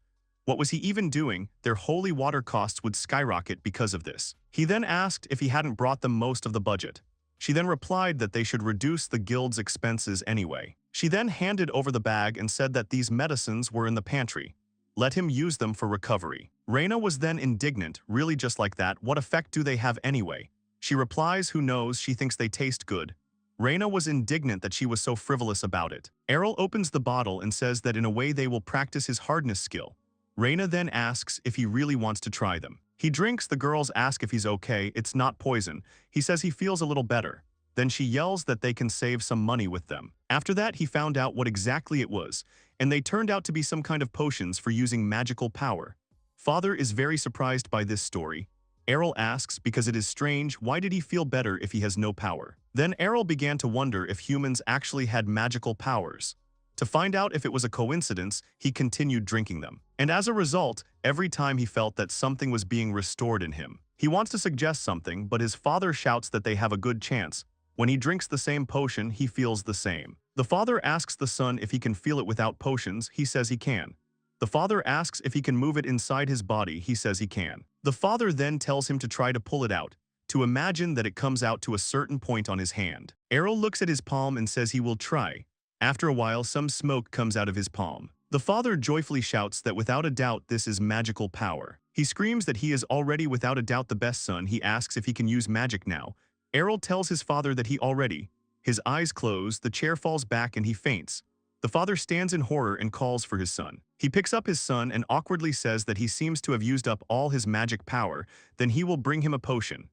Arel asks if he has used it. He feels like he woke up after a cold. The father asks his son what he should understand, why they cannot define magic themselves. Arel says with difficulty that it is because the amount of it in them is very small. The father hands over the potion and says that it is exactly as he said. The father tells his son as he drinks the potion that he can become number one in the city of swordsmen, but considering the amount of magic he has, it is a good question whether he can become a wizard or not. Father tells that also what happened now is not magic. He just released his magic power. To use magic, he must increase the volume of this power hundreds of times. Arel asks his father how he can increase its volume. He shouts that he is lucky because it is the same as with the sword. He says, clenching his fist, that by hardening his body, he will be able to gain more magical power by constantly using it. Arel sighs and says that means he needs to train every day again. His father says encouragingly that he can do it again. The father leaves and says that they are done for today and that it is time for a drink. Arel lifts his head and thinks that it is indeed nice to dedicate yourself completely to something. Arel gives his grandmother some coins and says he would like to buy all the mana potions she has. She asks if it is to restore his magic power and his father is a busy man. Arel replies that it is not and that it is for him. Grandma is horrified, then places her palm on his hand and tells him to remember that Grandma will always be on his side. She says that they have known each other for a long time and she knows that he is a good guy, so she will give him a few for free. Arel says that he has enough money. He asks to just give him the whole stock. Grandma screams that she can't just spend the stolen money, then her parents will be upset. Arel replies that he earned the money himself. Grandma cries and says it must have been hard for him. He still can't believe the gods decided to make him classless. Arel calmly says that even classless people can make money. Later, Arel comes home and tells about it. His father asks him in surprise if he didn't go to the nearest store. He was gone for a long time. He tiredly says that it would take a long time to explain. Later outside, he and his father are training. Arel stretches out his hands and a magic ball appears from there. Father claps his hands and shouts to Arel that this is amazing. There is as much magical power here as a novice mage usually has after the blessing ritual. Arel says that means he is starting over after 6 months. He picks up the bottle and says it is time to drink the potion. Arel asks his father if it is necessary for him to be able to use magic. His father sadly replies that it is not necessary. Arel says that doesn't sound very convincing. The father replies that the problem is that there is still one annoying problem. He hands over a piece of paper and asks to look at it first. He opens it and asks what it is it really a drawing? The father says that they are called magic letters. Father says that in order to use magic he needs a formula written in such scripts. It is used as a basic magical component. Arel asks about the formula. The father replies that it is some kind of teleportation circle that they found in the depths of the underground labyrinth. It was extracted from a formula used as a source that is activated by certain circumstances. There is an exception though, usually it creates something like this inside the head. Arel says that mages don't really care about that. Father says that they have a skill for that. Whenever a mage wants to use magic, the formula appears in his head. Arel says that sounds very convenient. His father tells him that he has no skills, so he has to make up the formula in his head himself every time. Arel says that it really does seem like an annoying problem. His father encourages him by saying that with enough practice he will get used to it, and suggests starting with simpler things. He wants to tell his son something. They are interrupted by Reina, who shouts, so that's where they were. She tells Leon and Arel that she was looking for them. The father asks her what he can do for her. She says Farah sent her to tell her that dinner is ready. Leon shouts happily that it is time to go back then. He walks away humming to himself, wondering what she has cooked today. Arel is left with an open question if only he could teach him the formula. Reina kindly says that his parents are very close. She wonders if it would be the same for her if her mother was alive. She admires his parents. Mila is at the table, thanking them for the food and telling her mother that her food is as good as always. Farah tells her that Rain made today's soup herself, although she did the finishing touches. Mila frowns. She proudly tells Reina that the vegetables in the soup were hard to eat, even though she ate it all. Reina looks at her with disappointment. Arel tells Reina that Mila is still little, so she likes soft things, but he liked everything. He says it was delicious. Reina says she is glad to hear it. Reina suddenly turns on, puts the dishes on the table, and shouts for everyone to wait. Arel looks at her questioningly. Reina screams that she came here to become a better swordsman, so why is she only working as a housewife? Farah tells her that the better she becomes at any household task, the more refined her sword skills will become. Reina asks why that is. She replies that it is at least because if she has less chores around the house, she will be able to spend more time on her training. Reina then says that she will try. The father looks on and says that they seem to be having fun. Farah hugs Reina and says that it's like she has another daughter. Reina remembers something, and she says that she heard that Arella has a sister or brother older than him. She replies that she has an older sister. Reina says that she hasn't seen her yet. What is she doing now? Farah says that she said that she would create a world in which even classless Arel would live comfortably. She said this and left the city. Reina wonders if she really has to go that far for a guy as strong as Arel. Arel thinks to himself that he can hear her inner voice. Reina is washing the dishes. Mila is standing nearby and drying the clean dishes. Farah turns to Reina and asks if she can practice with her once she is done with the dishes. Reina happily replies that of course she can. She squeezed the plate so hard that she broke it. Mila looks on in horror. She yells that it was too harsh. Farah says that it seems she can teach her a lot. Mila yells at her mother that she spoils her too much. Father tells Arel that it seems that her mother liked Reina, as did he. He starts praising her and saying that she is wonderful and beautiful. Then Farah comes up and with a threatening face asks her husband, I wonder who he likes more. Leon says of course she does, and that she looks as young as ever, as if she were still in her 20s. Farah says that she doesn't think so, that they would have it like that even if mom were alive. He shouts that she is his first priority, that is, she is the only one. Reina looks and is surprised by the princess's anger with the blade. Mila looks in horror. Arel says, well, that's something. Later, Arel rides in a carriage. He asks the driver how far they are from the city of wizards. It seems to be starting to rain. He answers 2 or 3 days and that it depends on the weather. He says that the weather around this part of the road is rather depressing. A boy asks him if he is also going to the city of magic. Arel answers him that it is so.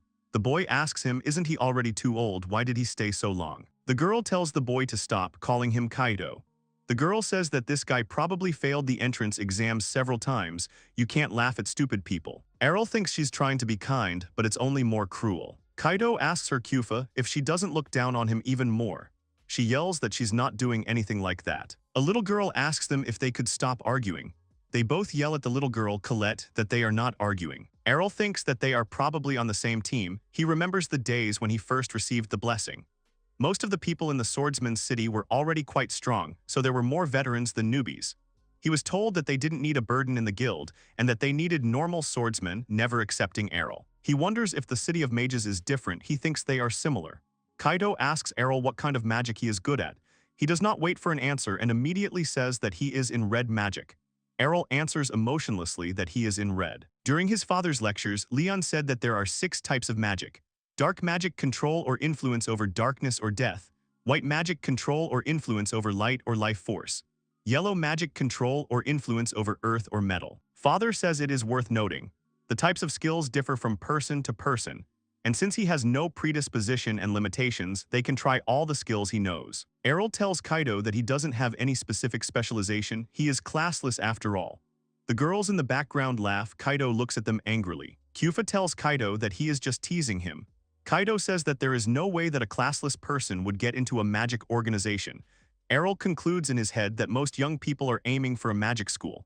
Kaido tells him that lying is not good. Arel says he wasn't lying. He tells him to look at his profession certificate. The girls look. Kufa says he really is classless. Kaido asks if that's true and he still wants to learn magic. Is there something wrong with his head? Arel sees and thinks, hasn't this situation already happened? Besides, there is some noise here. Kaido gets scared. Kufa says that the carriage has stopped. Little Colette asks if they heard the sound of a horse. Arel says that it is the voice of the Troll King. It seems he decided to attack them from the forest. Kaido is scared and panics. Kaido yells at the driver that he is just incredibly strong, so they need to hurry. He says that the horse passed out right after that yell. Kaido asks if that means they can't escape. Colette screams that they will die. Kufa tells her to calm down. He may be the king, but a troll is a troll. She explains that his movements are slow and his body is large, so even their attacks will be able to reach him. They agree with her and Kaido says that they will use their skills to defeat him. A troll comes out onto the road the size of trees, and they scream in horror that he is too big. They scream that he does not look like something that newbies like them can defeat. They scream that they will all die. Kyufa panics and wonders what they should do. Her skills aren't that strong. Colette says hers aren't either. Kaido tenses up, takes a step forward. He suddenly shouts that he will roast him to ashes with his magic. Kyufa is worried. Kaido says that if he uses all the magic power he has, he creates a fireball and directs it at the monster. The fire hits the troll's head. He screams that it worked, a great hit. The troll continues walking. Kyufa says that he hit, but it did 0 damage. Kaido himself is also horrified. Suddenly, the monster in the fire disappears completely. Kaido asks what was that. The troll turned to ashes in a second. Here Arel says that maybe he should have held back a little. Kaido looks on and thinks that was definitely too much. He wonders in his head if this is really his doing. Kyufa asks if explosion isn't one of the most powerful spells of red magic. Kaido immediately thinks that it is one of the most powerful spells, one that people with the Magic King class can use. The horse stands up. At this point, Kaido understands everything, kneels down and offers his deepest apologies as Arel enters the carriage. He screams in horror that he had no idea he was so strong in magic and even laughed at him. He asks him for forgiveness. Arel says that everything is fine so he can forget. Kaido asks to be allowed to call him master. He says that he wants to become a wizard like him. Arel says he's not that great. He asks if he wants to see his certificate again. The driver says they can continue on their way. Arel says if he knew it would turn out like this, he would have used his sword. Kaido shouts that there must be a mistake in the certificate. Someone says that he hides his skills for some reason. At home, in complete silence, Farah drinks tea and says it is delicious. She tells Reina that she has become so good at brewing tea. Then someone shouts, which both of them get scared. They go out and ask Mila what happened. Mila is shaking. She says that she went to wake up her brother and found this letter in which he says that he went to the city of magicians. They are all in shock. The mother hugs her daughter, calms her down and says that he mentioned that he was interested in this city. But to think that he would leave like this. Reina says she wonders if her father felt the same way. She decided to leave quite early. Her father said she wasn't ready yet, but she said the sooner the better. Reina says she thinks those who are left like that feel quite lonely afterwards. Farah then tells her not to leave them either. Reina says she won't give up, she still has so much to learn. Farah hugs her tightly, and Mila says that mom is too happy about this, although she doesn't care. Kafto at this time tells Arel that this island in front of them is a city of magicians. Arel says that at least it looks interesting. Kaido surrounds Arel and says that this bridge was created with magic, this city just for him. Kyufa says that this impudent Kaido behaves like a puppy. Colette looks and also can't believe it. One says it must be because of magic, the other suggests she keep her distance. Arel feels like they have a terrible misunderstanding. Kaido asks him if he must want to take the entrance exams to the Red School Academy. He points to where he is. Arel asks him if the academies are divided according to different types of magic. He replies that of course they are. Different types of magic have different magic scripts, spells, and such. Kyufa says she'll go to the Blue Magic School Academy. The other one says she'll probably go to the Green School Academy. Colette says she's so nervous. Kaido tells Kyufa not to fail the exam or she'll be kicked back. She says it'll be right after. Arel thinks about the entrance exam. It'll be great if she doesn't have to pay up front. Kaido tells him that there is an examination center next to them. There, a girl asks all the examinees to line up here. They come to the point. Arel hands over a piece of paper. She looks at it and when she gets to the class, he asks if there is any mistake here. Arel replies that there are no mistakes here. Arel wonders if they will refuse him just because of this. Then the girl puts a stamp and says that there are no problems. She hands him the piece of paper back and says that he will be number 12. She asks him to wait until he is called for the exam. Arel asks her if everything is okay. She answers that it doesn't matter what class he is in, everyone has equal rights to take the exam. Arel looks and says then everything is very good. He thinks that the rules in the city of swordsmen were just too strict. Kaido asks to let him take him to the exam. Arel asks Kaido if he knows what he'll be wearing. He says he heard something from the mages in town. If he hits a target far ahead of him, he'll obviously pass the test. They walk in and see a little boy using a fireball and hitting a dummy. He is happy that it hit him. Kaido says the target is this mannequin quite far away. The curator says the next one is number 11. Then a boy a little older comes and says that it's just one fireball, no originality. The curator asks, is this really a high-ranking mage at that age? Arel asks Kaido if there is anything surprising about this. He replies that if he is given such a rank after being blessed, then he is a genius. He can then follow in the path of Edita. Arel remembers his father, who was given a high rank after being blessed, and says that he can also end up as an ordinary old man in the village. Number 11 asks smugly, "Is it okay if he melts the armor with his magic?" The curator replies that he doesn't mind. Kaido tells Arel that he is one of those arrogant guys, he doesn't like him. Arel agrees and says that he thinks he is not the only one who doesn't like him. Kaido is surprised. Number 11 is about to burn the dummy to ashes. Kaido says that it's a pillar of flame, this one is really a mage.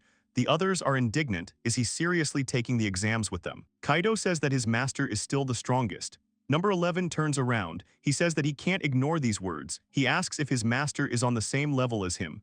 Kaido says that he is better. Arel slaps Kaido on the back of the head and asks him to stop. Number 11 says that his master has judged them correctly. He says that burning the armor like that is impossible for a normal wizard. Arel tells him that he thinks it would be interesting for him to turn around. He turns around and sees the mannequin standing there unharmed. He wonders if he didn't melt it. He says in surprise to think she resisted his eruption. The supervisor says that it must be the old mithril armor from their school. The crowd discusses what kind of mithril it is it that same hard metal? Kaido is glad that he failed even though he was so confident. Then Kaido starts again that the master can definitely do it. But then Arel hits him on the head again. He tells him not to drag him into this. Then the curator calls the next one, number 12. Then number 11 tells him since he's so sarcastic, how about showing him his strength? Arel replies that he didn't say anything. Then Kaido comes out and shouts that of course the master will make him stare in surprise. He remains in place with a new bump on his head. He goes to the mannequins, thinking that it is his first time using magic on mithril, so this is a good chance. He might as well go all out. Arel causes an eruption, after which a certain line hits the mannequin on the head. Number 11 asks what that was. The pillar of flame was so small he only saw it for a second, he thinks it sucks. He says it's just like a stunt show, at least he found it funny. Then the dummy starts to melt. He screams that it can't be happening. The mannequin melts completely and loses its shape. Number 11 freezes in shock. Kaido screams that he has melted. Number 11 yells that this is some kind of setup because mithril can't be melted by eruption. Arel tells him that he is right in that it wasn't exactly an eruption. With the adjustment skill, he changed the concentration of the flame and the activation time. He wonders if he was the one regulating the magic. Kaido yells that he will be the one trying for him, so let him watch. However, Arel leaves. Kaido asks him where he is going. Arel replies that he went to other exams. At this time, Kyufa uses a water ball and hits the dummy. She is happy that she hit it. Arel congratulates her. She asks him what he is doing here. Arel answers that he is taking an exam. Then the curator calls the next one. Arel uses Ice Age, which completely affects the mannequin. They are horrified again because it is mithril armor. Arel then goes to the Green School Academy. He sees Colette, who is crying and saying that maybe she really can't.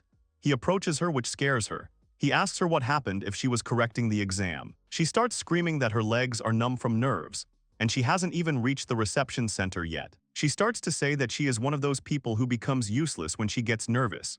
She asks Arel how he copes with it. He replies that unfortunately he is not that nervous, or maybe he does not realize it. She asks in shock if he is not nervous at all. Arel asks her what worries her. She says she is afraid of possibly failing. She thinks that this fear is the main reason. Arel thinks about it, then asks if he can ask one more thing. She says she can. He asks if she is afraid of failure because she has never failed. She says that it is something completely different. Yes, her life consists of failures, so she wants to avoid another one. Arel says that then he does not understand if she constantly experiences failures, then why is she afraid of them? She listens and wants to say something. Arel continues his monologue that her life will not end if she fails. She has already experienced them, she knows better. She looks at him in surprise. Arel says that he would understand if she died after failing the exam, but that will not happen. She agrees and says that of course it will not happen. She already says with a smile that everything is right, she will still have a chance even if she fails. She thanks him and says that she will try. Continues the exam. Arel uses Tornado. Colette says in surprise that he launched armor pieces into the air. Arel says that it is not mithril. He moves on. He goes and thinks that he passed the exams for the Yellow and White Academy, so only the black one remains. He goes and says that this is almost an abandoned house. It seems that some stray animals live here. Then he hears some scream. He turns around and sees a woman. She asks where Gu is. Did he see her? She turns away for a second and she disappears. Arel thinks it's best not to approach. He says he can still hear sounds from the box. She looks and tells Gu that it's mommy. She pulls out a strange creature and says it's a chimera she made. She asks if it's not cute. Then another one comes up to them and says that she still can't learn. Behind Arel and wishes well to the Black Academy. Arel is surprised and immediately cuts off the skeleton's head with his sword, and the skeleton indignantly grabs his head and asks why he cut off the head of such a young lady like her. Arel asks if it's some kind of undead monster. The skeleton puts its head back on and says no, her name is Ritalia. Arel says there are only weirdos around, no matter how you look at her, she's still a skeleton. Ritalia says she's a great office worker. He turns to Ritalia and asks if she will take him to the exam. She replies that the Black Academy has no exams. She says that there are only children here who want to learn black magic. They are happy to have anyone. Arel says that he doesn't know if this is a good idea. In the background, a woman keeps kissing her goo. Arel thinks that it seems he has no choice here. Here Kaito and the girls catch up with him. They are out of breath and say that they finally found them. Arel asks why they are in such a hurry. They ask him if he will choose red, another says blue. The third one claims that he should choose green. Arel asks them what they are talking about. Kaito asks about the academy he will be attending. They say they know he was accepted to 3 academies, but which one will he go to? Arel replies that he didn't plan to choose one, he'll be in all 3. He replies that that's not possible. Arel says something about 6, and then adds about red, blue, green, yellow, white, black. He plans to visit them all. Everyone looks at him in surprise. Arel counts the cards in his hands to 6. Kaito says that these are student cards for each academy. They are all surprised. Kyufa asks if he really got accepted to all of them at once if no one said anything. Arel says no, it seems they don't share information between different academies. The 3 of them look at Arel with interest, sitting on the steps. Arel says he got his tickets and looked at each one. He thinks there won't be any problems with them. Then his face darkens. Kaito asks if something is wrong. Arel says that the lectures are held at the same time. He forgot about that. Kaito says that he also said that it is impossible to attend all the academies at once. Arel says that the attendance requirement for the exams is around 20%, so it seems possible to pass. Colette tells him that he won't be able to pass the course without attending the lectures. She says that the information itself is not note-taking, so he must take notes. Arel says that he understands, he thinks. Then he asks them if he can borrow their notes. Kaito says of course he can. Kyufa says it can't be helped, Colette will be happy to help. Arel says that the problem is solved then. Arel says that the Black Magic Academy has introduced self-study. He looked at the curriculum and it's weird. Ritalia said that they don't have any lectures. Kaito wonders what kind of crazy academy this is. Arel says that yellow and white are left. If he takes care of them, everything should be fine. Kaito says that's right. Kaito tells him to go to the Red Academy lectures first. Kyufa asks Colette if she heard. They will succeed. They have to go through one academy. Colette awkwardly says that they are not Arel. Kaito shouts for everyone to get ready for the first lecture, and they happily head off to their classrooms. Arel and Kaito come in. He asks where he wants to sit. He says somewhere in the back. Number 11 is sitting in the audience. He stands up abruptly and shouts that it's him again. Arel just walks past. Kaito looks at him questioningly. Number 11 shouts at him that he can't ignore him like that. Kaito tells Arel that it is the loser from the entrance exam. He shouts angrily that he does not remember losing to him. Number 11 desperately says that he misunderstood the magician losing to the wizard. Arel tells him that he is not a magician. Number 11 tells him that he thinks so too, even though they are both beginners. It is not strange that at his age he is already a magician.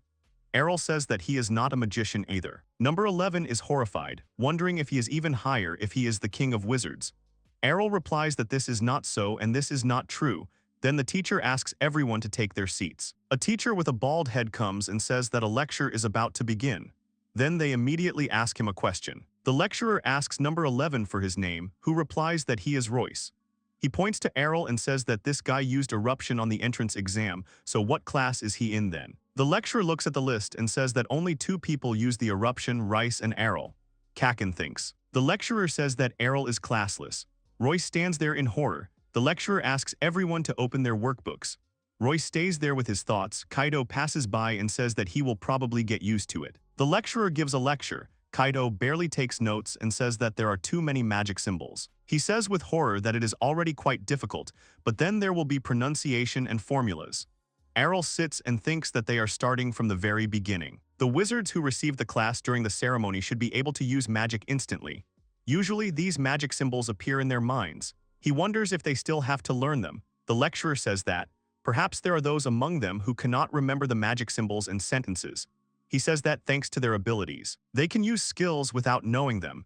If they understand the formulas, they will be able to apply them better. He explains that most skills have an acceptable effect, absorbing magical power at a level acceptable to its owner, thus preventing harm to their body.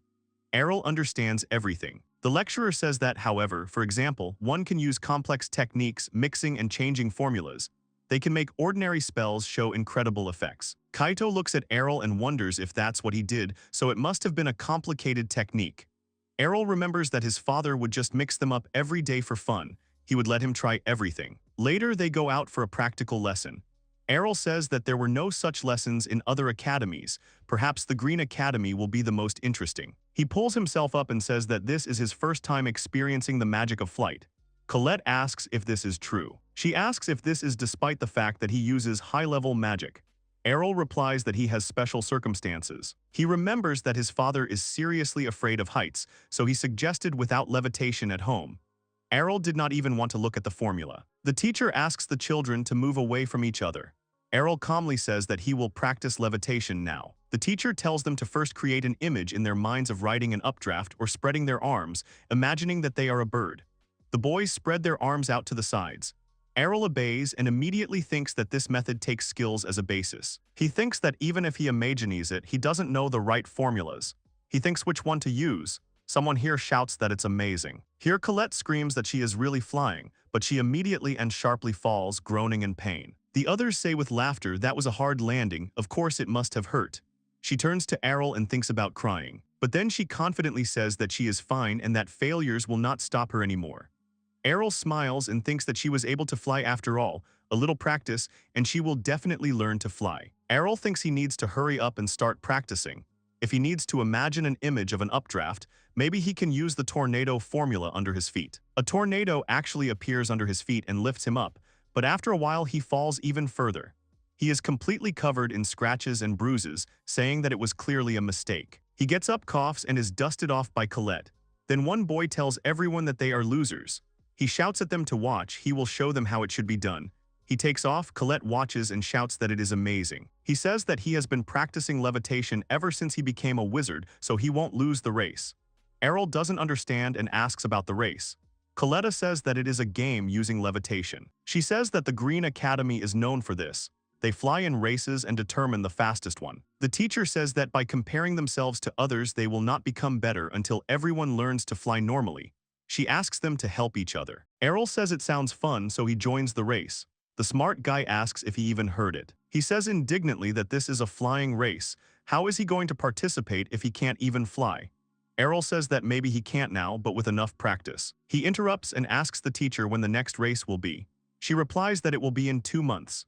The guy turns to Arel and says that learning to glide is easy, but learning to fly properly takes at least 6 months. He takes off again and shouts at him not to even think about participating in this race.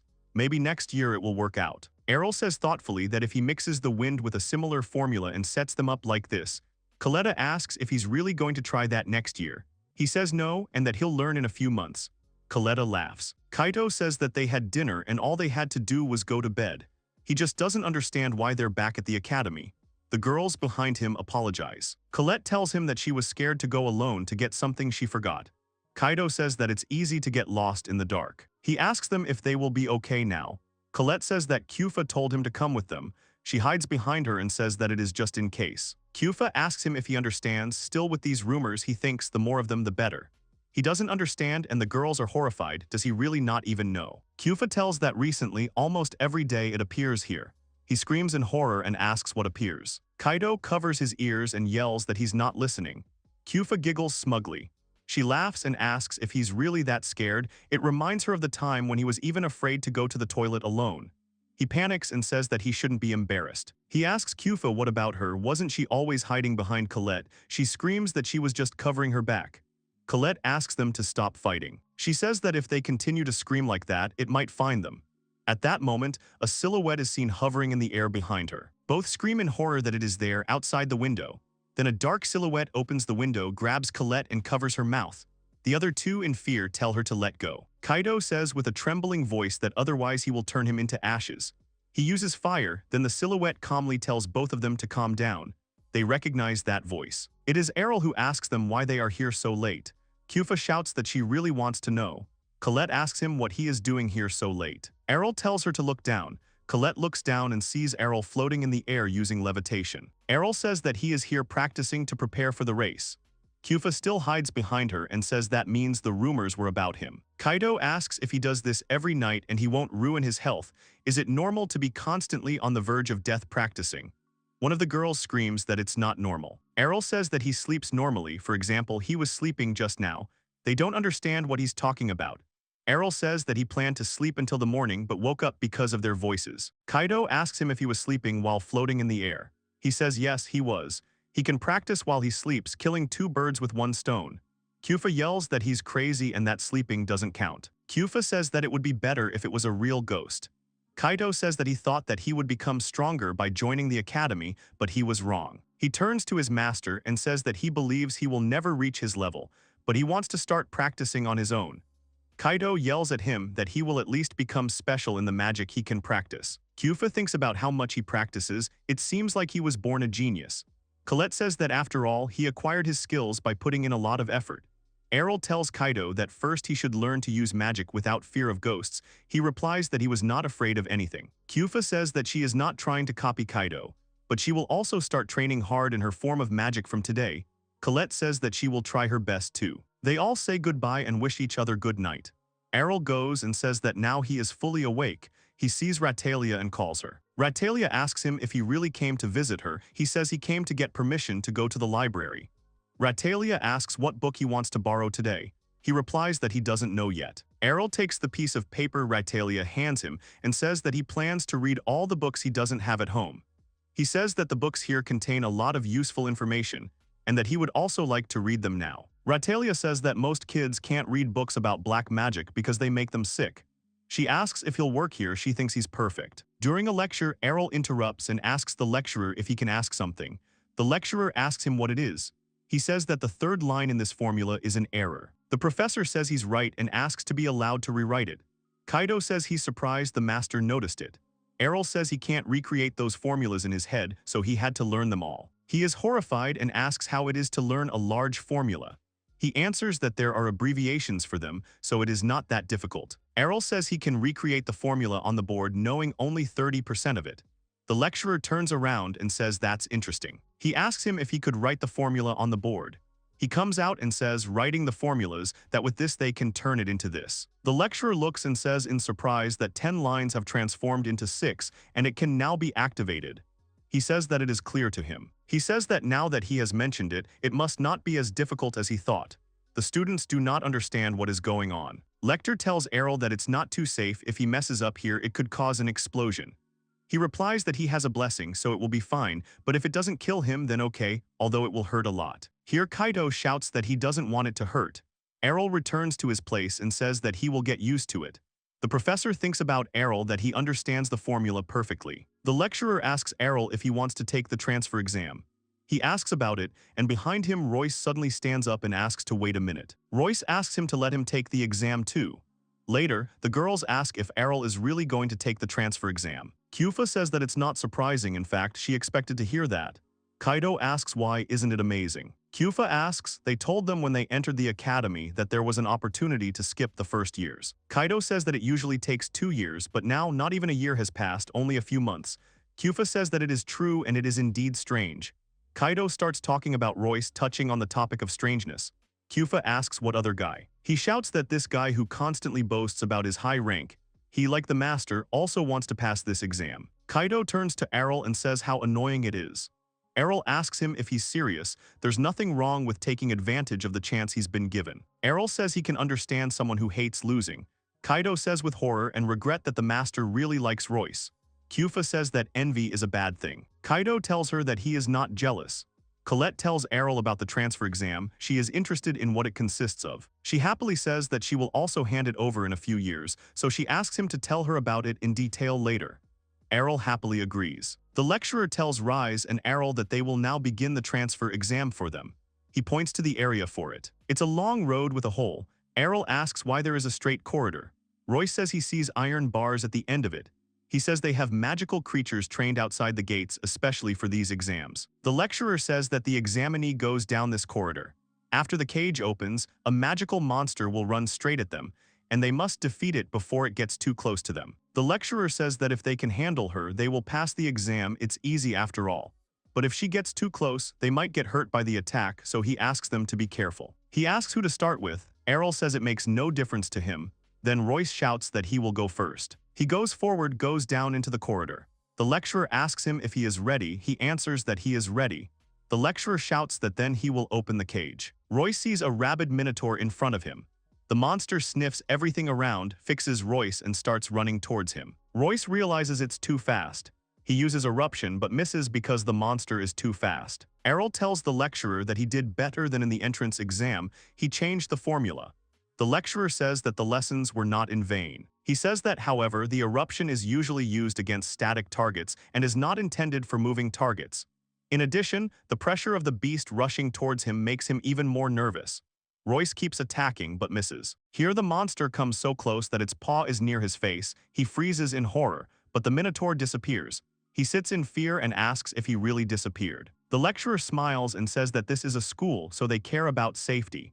Arel sees and thinks that the lecturer enjoys scaring the students. Royce comes out of the hallway, breathing heavily and thinking about how he couldn't hit it. The lecturer tells him that the result is clear to him anyway. He explains to a frightened Royce that usually this only comes after several years at the academy. What he has already tried shows his progress. The lecturer hopes that in 2 years the other students will be able to defeat the minotaur. Royce looks up and thinks that means he will be stronger in 2 years. So the teacher already knew about his ability level and still allowed him to participate. He wipes his tears and says that he realized that he is nothing and that he is just a weak mage, but he will not give up so easily and will continue to study to meet his expectations. The lecturer says that he has high hopes for him. Lecter says that Arel is next and asks him to go down to the corridor. He obeys. Lecter says that he needs to do the same. He has already prepared a magical beast. The gate opens, the same monster comes out. Arel immediately thinks that it is the same species as before. It looks much bigger and darker. The lecturer looks and recognizes the fur. Then a girl comes and tells teacher Bacchus that she is very sorry. There is a possibility that a high-ranking minotaur mixed with ordinary ones for the exam. He is horrified by this information. The girl screams that this is why they have to cancel the exam. She sees the monster and screams in horror that it is him. Arel stretches out his fingers and uses a fire spear. There are 2 of them. The mage girl wonders, really 2 at once. The lecturer says that they have less power than the eruption, but it is easier to hit a moving target. Once it hits the legs, it will immediately immobilize the target. As she said, it is a high-ranking monster. The monster dodges the blows. The girl screams that he predicted the trajectory and dodged. Lecter calmly says that it is quite problematic. They set up a trap that will stop anyone who attacks the examinee, but in this case it might not work. The lecturer yells at Arel that he will stop him so he can go upstairs. Arel yells back that everything is fine for now. He confidently says that he will defeat him. The lecturer shouts that he will dodge any magic he throws at him. The girl tells the teacher to look up. She says that those are the spears that Arel just summoned. The spears fly back to the monster. They are amazed that the monster falls. The girl screams that they hit right in the legs, so the minotaur does not move. The lecturer wonders if it was a coincidence, but then realizes it's impossible. He asks him if it was a stalking effect. He replies that it was and that he was aiming for his back. And to finish it all, he uses the eruption. It hits the lying monster. It dies completely. The 3 close their eyes because it is too bright. There is nothing left of the monster. The lecturer looks at Arel. He thinks that even the best students had problems with the high-ranking minotaur, and he killed it without giving it a chance. He thinks that his level is definitely higher than the new students. Besides, he is classless. There must be a reason why he hasn't been assigned a specific class. In reality, he sees him as a mage or even more. He turns to Arel. Arel turns to them.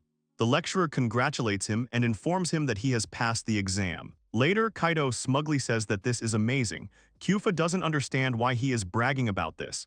He replies that a student is always happy for the teacher's success.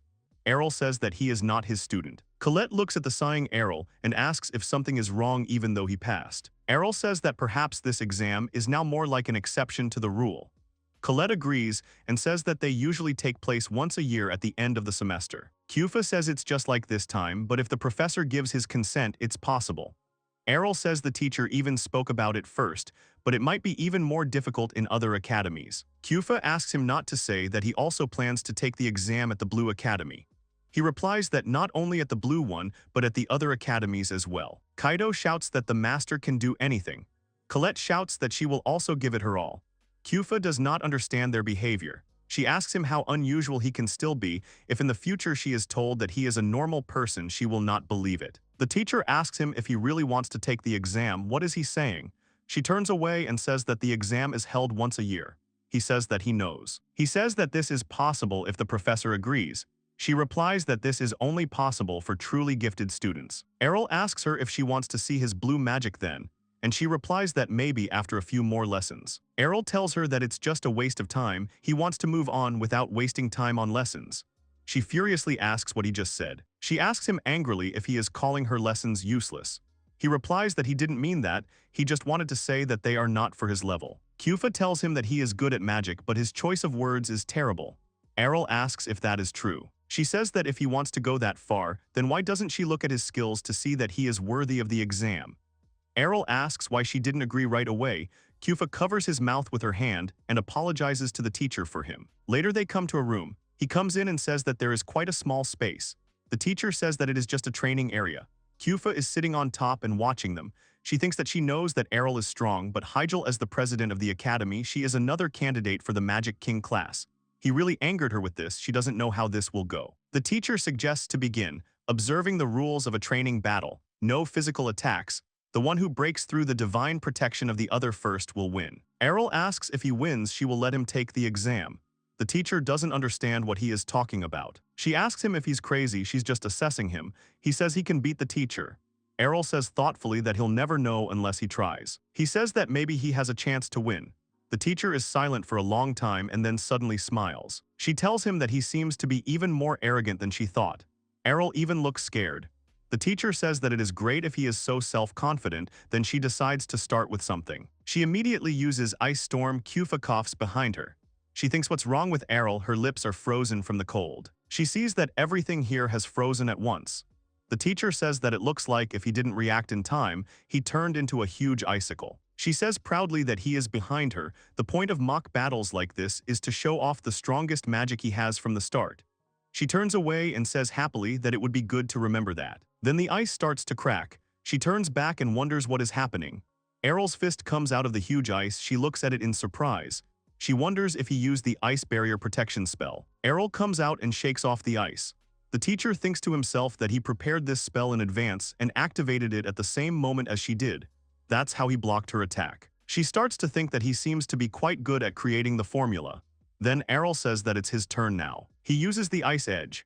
The teacher says with a smile that it is a beginner-level skill and there are about 15 pieces of ice, quite a talented guy. Kufa thinks to herself that her limit is 2 pieces. The teacher asks if he really thought he could defeat her with something like that. She reflects the edge of the ice. Kufa looks at her in surprise and admiration, thinking that Sensei is amazing. She intercepted all the ice cubes perfectly. Arelu now understands, so she is a real professor. She thoughtfully and demonstratively says that this reminds her of something. She tells him that he used the ice edge in the entrance exam, so he specializes in it. She says that it won't be enough to defeat her even if he increases the number of ice chips. Arel asks if that's true. He suggests testing this theory. He uses ice edge again and says it's time to double the amount. The teacher says she just told him it wouldn't work. He attacks while she says even she can create about 100. Arel says more 100 on the right side. The teacher turns around in confusion. Arel says there are the same number on the left side. He says there are another 100 behind her. She wonders if they are all at once. She thinks it's easy to increase their numbers, but changing the side they appear on requires a more complex formula. She realizes she can't knock them all down with just one edge of ice. She uses the ice shield but admits to herself that it is hard. Although the number is increased, the power of each of them should be less, but they hit as hard as before. But in the end, it's still a beginner level. He won't be able to break through her shield with it, in her opinion. She thinks that if something happens, she will use those ice blades to defend herself. That way she will save her magic power and defeat him with a simple blow. With the level of power he uses, he will soon run out of strength. She plans to go on the offensive once his attacks stop. He shouldn't have enough magic to defend himself. They all stand. Arel sighs and says he thinks it's time to end this. The teacher asks him what he's trying to break through her shield with. He says he made it so she can't break through her own shield. She doesn't understand. Arel casts an ice spear behind her. The spear from behind flies straight at her. She keeps thinking, after creating so many ice crystals with the edge of the ice, he can still use other magic. She keeps thinking that the ice spear is a very destructive skill. However, here she understands that she is trapped. The spear flies at her, the barrier above protected her, but inside she understands that it is about to break. She barely says that she is about to lose to the student. The spear breaks through her barrier, she really does lose. Arel later says that he got promoted to the Blue Magic Academy, where should he go next? Colette asks how it was. Kaido says that he would really like to see it. Kyufa proudly says that it was so cold there that she left halfway through. Another teacher asks him if he really wants to take the exam at the Green Magic Academy. She thinks it's impossible unless he has a good reason. She looks in the books. There seems to have been one case. She says she'll look at the condition. The book falls off the shelf by itself. She got it with the wind. Arel thinks it's convenient magic. The teacher says she found it and reads it. Because the recruit had excellent grades throughout the academy, the director personally gave him permission. Arel thinks about it. The teacher immediately tells him that this is not allowed. Arel says that he hasn't said anything yet. She asks him if he was going to ask him, wasn't he? She says that the principal is terribly busy right now, so she can't let him bother him. She threatens him that if he tries to convince her otherwise, he will be forced to leave this academy.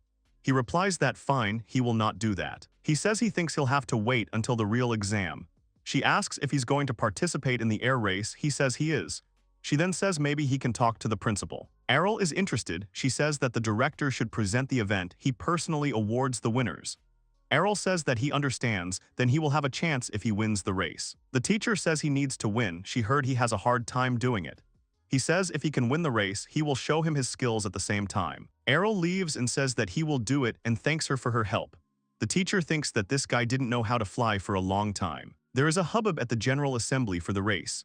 Kyufa says that many people have come to watch the air race. Kaido asks Colette why she is not participating. She awkwardly replies that she is not yet good enough at flying. From the stands, they shout to Arel that he can do it. Kaido calls him master. Someone hears this and asks Arel if he just called him master. The guy who can fly asks him if it's because he's a master at digging the ground while practicing flight magic. Arel looks at him and then asks who he is. He angrily yells at him not to forget about him so easily. They go to the same practical lessons. He says that he is Stike, a guy who will become the best master of flight magic in the whole world. He keeps saying that he will become even better. Arel turns away and looks for the director, eventually finding him on the jury. The flock says that he will be the winner today. Arel says without emotion that it will be him. The flock thinks to itself that this guy is extremely self-confident, even though he can't even fly. He leaves and tells Arel not to embarrass himself. The host announces that it is time for the famous Green Academy air race, where they will play for the first Magic Cup of this term. The host today will be him, Grid, and the commentator today will be Danble. This one asks to take care of him today. Kaido says how crazy his fame is. Kyufa says that Danble is really cool. Coletta says that he has a great voice. They turn to Kaido and ask why he doesn't switch places with them. Kaido asks her if she knows he's married and that he's much older. They ignore her and say that they just made eye contact. He definitely looked here. Kaido yells at the master that he should crush Danble. Arel says that he is not participating.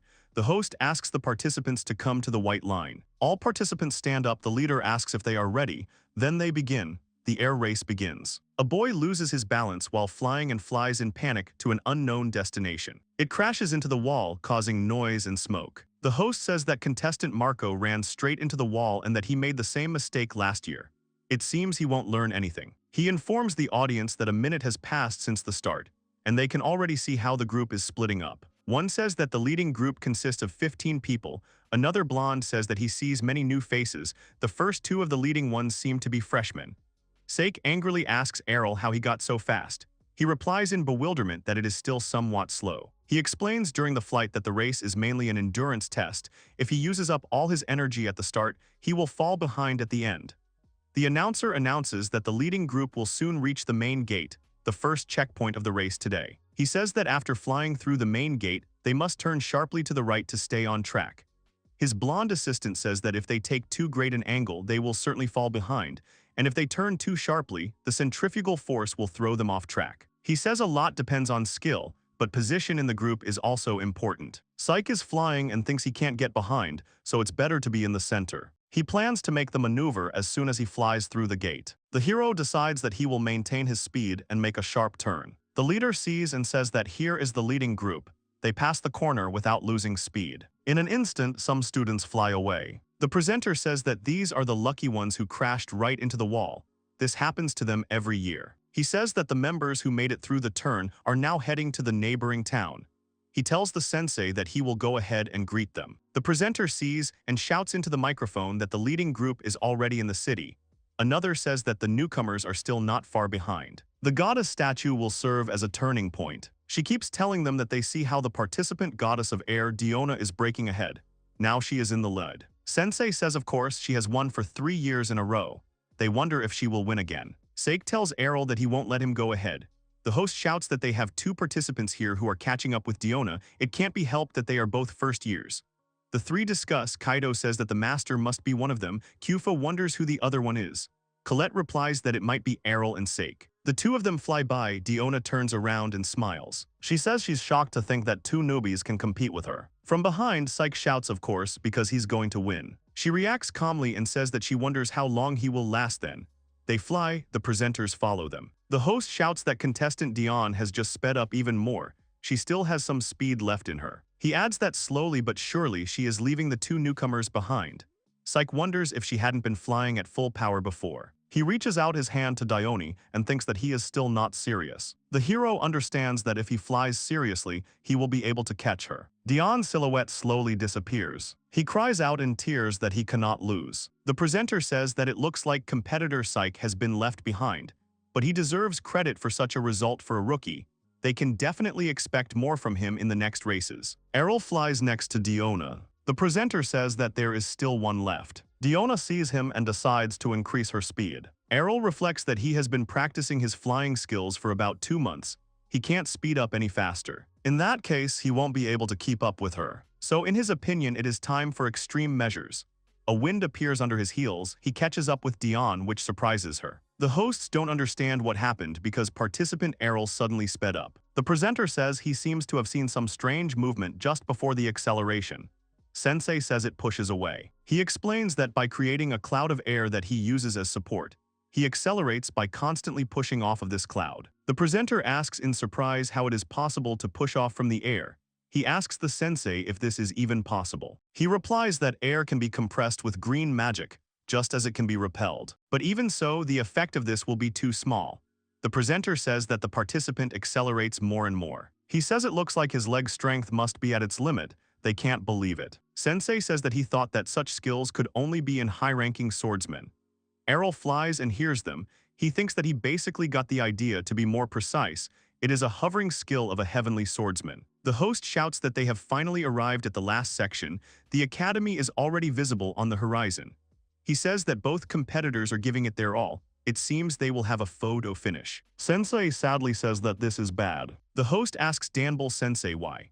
He replies that since they are flying back along literally the same route, they will again encounter a sharp turn opposite the gate. He says that at their speed they won't be able to take such an angle and will hurt themselves. Diona sees the gate and thinks she should slow down or it will be too dangerous. She looks back at Arel and realizes that at this angle, the first one to slow down will lose. But if they wait too long, they will eventually fly past. They're all flying. Diona sees that he's still not slowing down. She sighs and pauses. The presenter shouts that Diona finally gave in first. Participant Arel takes the first position, but to take the corner at such speed. The hero makes a maneuver and amazes all the spectators. Here Arel stretches out his fist, hits the air, thereby turning sharply, which surprises the presenter and Danbul. They shout that he somehow managed to get through it. It looks like he pushed off with his hand. It's the same as with the cloud.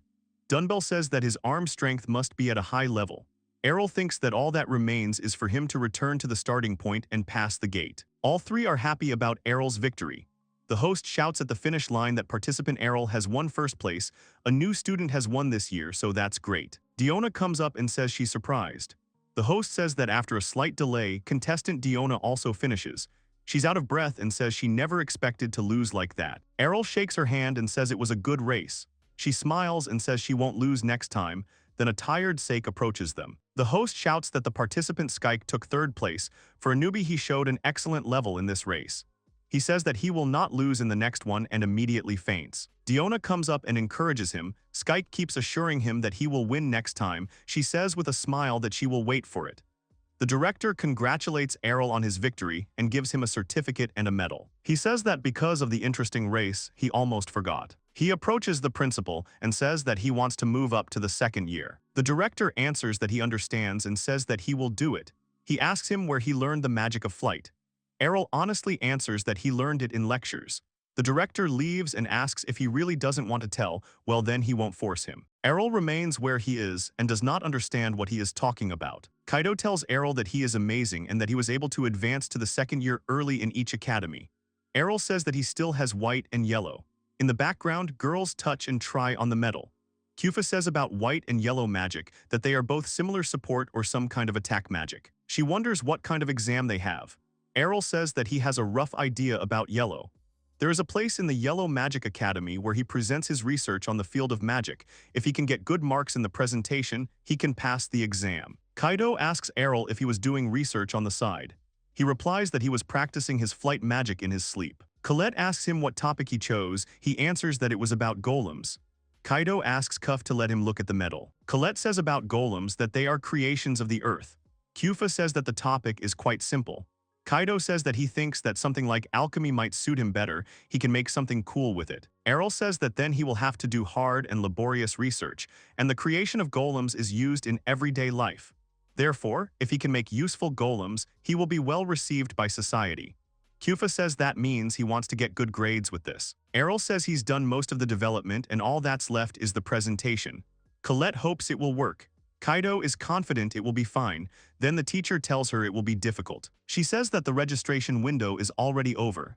Arel forgot to register. He asks her if there is nothing that can be done.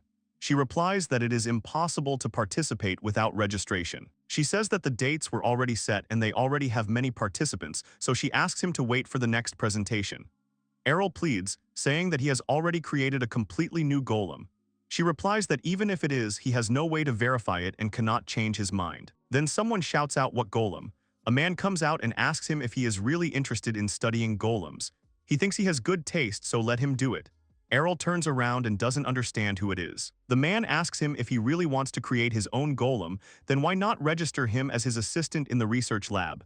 That teacher tells this Rockwell sensei that it's unfair to the first years.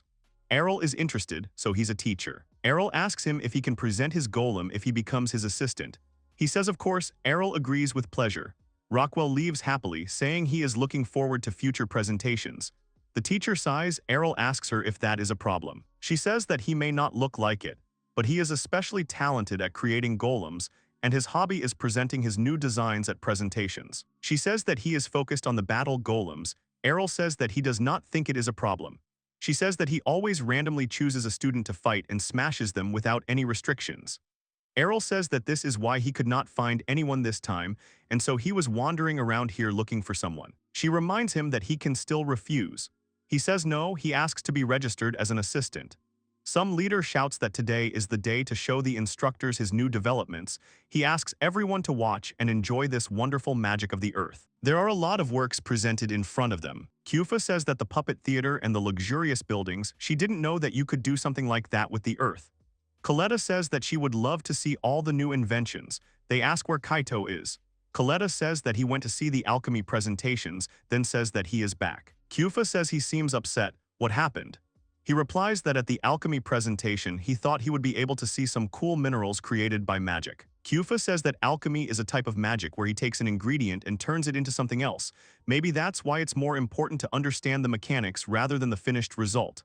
Colette says that it's good that he came back early, because soon it's Arella's turn. Arella happily asks if he's going to participate. Rockwell shouts that today he wants to show them his wonderful battle golems. People are shocked and say that he is a famous teacher who destroys his students. He says that he has never seen this guy near him. Kufa hears and says that she does not like it. Then suddenly golems come out of the ground. Huge silhouettes emerge. Kufa says that they are very different from the golems in the village. Kaido says that they are combat golems. The teacher says that his golems will now fight his golem. He asks Arella to summon his golem. He calls the golem, which he calls Alpha, to him. The huge stone rises and then takes on the silhouette of a man. Rockwell wonders if he prepared it in advance. Here comes a knight in a cloak. Rockwell himself is surprised. The three friends look at the golem Arel with admiration. The people are raging. Is this really a golem made of metal? Because there is no rule that says that a golem must be made of earth. Arel says that this is his golem. He made it from materials he created with alchemy and made it move with earth magic. They ask in horror if he really made it with alchemy. They have never seen such a red metal. It is a new kind of mineral. Kaido proudly says that this is his master. Rockwell says he can stop joking, the metal is too heavy to move with earth magic. Rockwell feels the golem and says it's armor, someone is probably moving it from the inside. The golem rips off its head, Arel confirms that there is nothing there. Rockwell looks at him in surprise. Rockwell thinks the material is light as paper and that he gave up strength to make it easier to move. Rockwell sighs and says it's a shame, he worked so hard to make it, but his golem will destroy him in one hit. He says, however, that he should not think that he will give in. Now it's time to fight, he will show him the most powerful golem in the world, which he created. Rockwell's golem flies towards the alpha and strikes, which he stops. The three are surprised that the golem is so fast. What about Arella? Kaido says that he can't see because of the dust. The smoke clears, and it is seen that Rockwell's golem's arm has fallen off because the alpha defended himself from the blow. Here everyone starts shouting that Sensei's golem lost. Is his golem really that strong? Rockwell freezes and says that it can't be, how can such a light metal have such strength? He says that it seems that he needs to act more seriously now. He restores the damaged parts and makes all the individual bodies more solid. All golems attack at once. Rockwell shouts that one of his greatest strengths is his large reserve of magic power, and he also has no problem moving all these golems. He confidently shouts that he definitely won't be able to handle all the golems with his bare hands, and now let him see the power of the world's strongest golem master. Arel says that he understands that he wins by quantity. He says that then it will do better than bare hands. Golem pulls a sword out of his own body. The trio are surprised that he actually pulled out a sword. Kaido shouts that it's cool. Rockwell laughs at the sword golem. It looks powerful, but it won't work, he thinks. He tells that the golem only moves according to the owner's skills, and yet it is only a puppet, it will be impossible to repeat the exact movement. He shouts that if he is an inexperienced fighter, there is no way he will win. Alpha simply spreads his arms in front of those golems with two swords, and they all instantly crumble into crumbs and fall. Rockwell looks on in horror. The people in the stands shout that it's amazing. They don't understand what happened, but Rockwell Sensei's golems were destroyed in an instant. Rockwell asks Arel what he just did. He answers that he cut his golems. He indignantly asks, really in one move? Arel stands there and doesn't understand. Did he not even notice? Rockwell says in horror that it's impossible. A golem can't make such precise movements with a sword. Arel says that with metal it's possible. The golem is a puppet made of earth. If its magic is depleted, it will turn back into earth. However, the armor made of metal can maintain its shape even without the use of magic. He does not need to use magic to maintain the golem's form and instead must focus all his power on its movements. Arel tells Rockwell that this golem requires less magic and that it is the result of his research. Rockwell says that the logic makes sense, but it should be impossible. However, he sees a clear example right in front of him. Arel asks if he can pass the transfer exam with this. He is surprised and asks if he really came to the presentation just for the transfer exam. He answers that it is. He answers that it will not work because he is his assistant. Rockwell says that this skill of alchemy and his talent in its application will be pointless to leave him in the first years. He tells him that if he joins his research lab, he wouldn't mind talking to the director about transferring him. Arel says that sounds good and then agrees. The crowd is indignant. Is he serious? Does he even know what he's getting into? Arel with the paper later says that he got permission to transfer. He is actually quite a good teacher. Kyufa says that she doubts it very much. Now only the White Academy remains. He knocks, the girl asks him to come in. The teacher says it's nice to meet him. Her name is Keed. He may be the best student among the first years, but she still has to take the practical exam. She suggests they head to their destination. Arel asks her if she'll be okay. She asks if he means her eyes, they're closed. She tells him that she really can't see anything, but he shouldn't worry. She feels the magical power around her, and she can navigate thanks to it. She says that anyway, she can perceive more than she can see with her eyes, so she can see the magical power of people like him. She suddenly stops talking because she doesn't see the end of his magic power. She sees that several types of magic power coexist within him. She says that in the current situation, they are still stable. They don't show any reaction to each other, so they manage to maintain balance without exploding. Arel asks her if she is okay. She trembles and says that she wishes she could take back her words. She tells him that the exam will be held underground near the White Academy. It is a tomb where the deceived royal family, whose empire was destroyed long ago, is buried. Since then, the magical power has been gathering here for centuries and was able to form a dungeon with undead living there. Arel lights a torch. Keed says to be careful. The undead will try to destroy the source of light. She stands there wondering if they aren't trying to stop them or if it feels like they are disappearing one by one. Arel uses Holy Beam on each monster. She is surprised and screams that it is so fast and asks him to wait. Arel goes and asks if they are still far from the right place. She replies that no, because his task was to defeat the undead that appear here, so he already did it. She suggests that they go back. He must have used up all his magic power, so she will protect him on the way back. He replies that he only used 10%. She grumbles and says that she understood his skills perfectly. She thinks that this is the first time she has gone this far. Arel notices something and directs the holy beam there. Some sound is immediately emitted. Keed notices and says, "What an ominous magical power." The monster starts asking how he even dared. Keed thinks that she didn't even notice her presence until Arel attacked. She says that high-ranking undead can hide their presence. She thinks that he is not hurt even after being hit by the holy beam. The monster starts to introduce himself, but Arel hits him with the holy beam again. The monster is indignant. What is he doing? Won't he even let him introduce himself? It would be polite to wait until he finishes. He starts to say something. Arel uses the holy cross on him. The monster turns to ash. Keed exhales. They go up the stairs. Arel says that the monster just now, judging by its magic power, it was a high-ranking undead. Keed says about this holy cross skill, only exorcists with long training and great skill can use this light magic. Arel turns away and asks if this isn't the same as the holy beam. She says that if he knows about it at his age, then she won't doubt him anymore. Arel comes and tells the boys that he also received the White Academy's approval to transfer. Kaido shouts that he has now mastered the magic of all the academies. Raitalia tells Arel how energetic this is. Arel slaps her, causing the skull to fly off the skeleton again. She screams again how cruel it is. Why did he cut off her head? He replies that it was because she disturbed him while he was reading. He remembers something while she puts the head back on. He asks what the special room at the back of the reading room is for. He notices that the door is quite strong, and yet there is nothing there. She explains that this is a place where you can practice any magic described in the books. Students from other academies can practice outside, but with their black magic, they could put other students at risk. Arel says that makes sense. He decides to try the grimoire right away. He takes out a book called Magic that turns people into ugly animals. He thinks it's weird. This book has no title and no author. Suddenly, the book starts to glow. For a moment, he felt a magical power radiating from the book. He looks around and doesn't understand where she went. It was a fairly high level of magic. He looks up and sees one humanoid. He tells him that it was a great job. Thanks to Arel, he managed to get out. Arel asks who he is. He thinks to himself that he looks like a human, but his appearance tells him otherwise. Arel says that means he is a demon. He says that is a good guess. He did not think that he would be sealed for such a long time. No one usually takes books from this dark place. He happily says that this is why he considers him his savior. He asks if there is anything he wants. He will try to make it happen.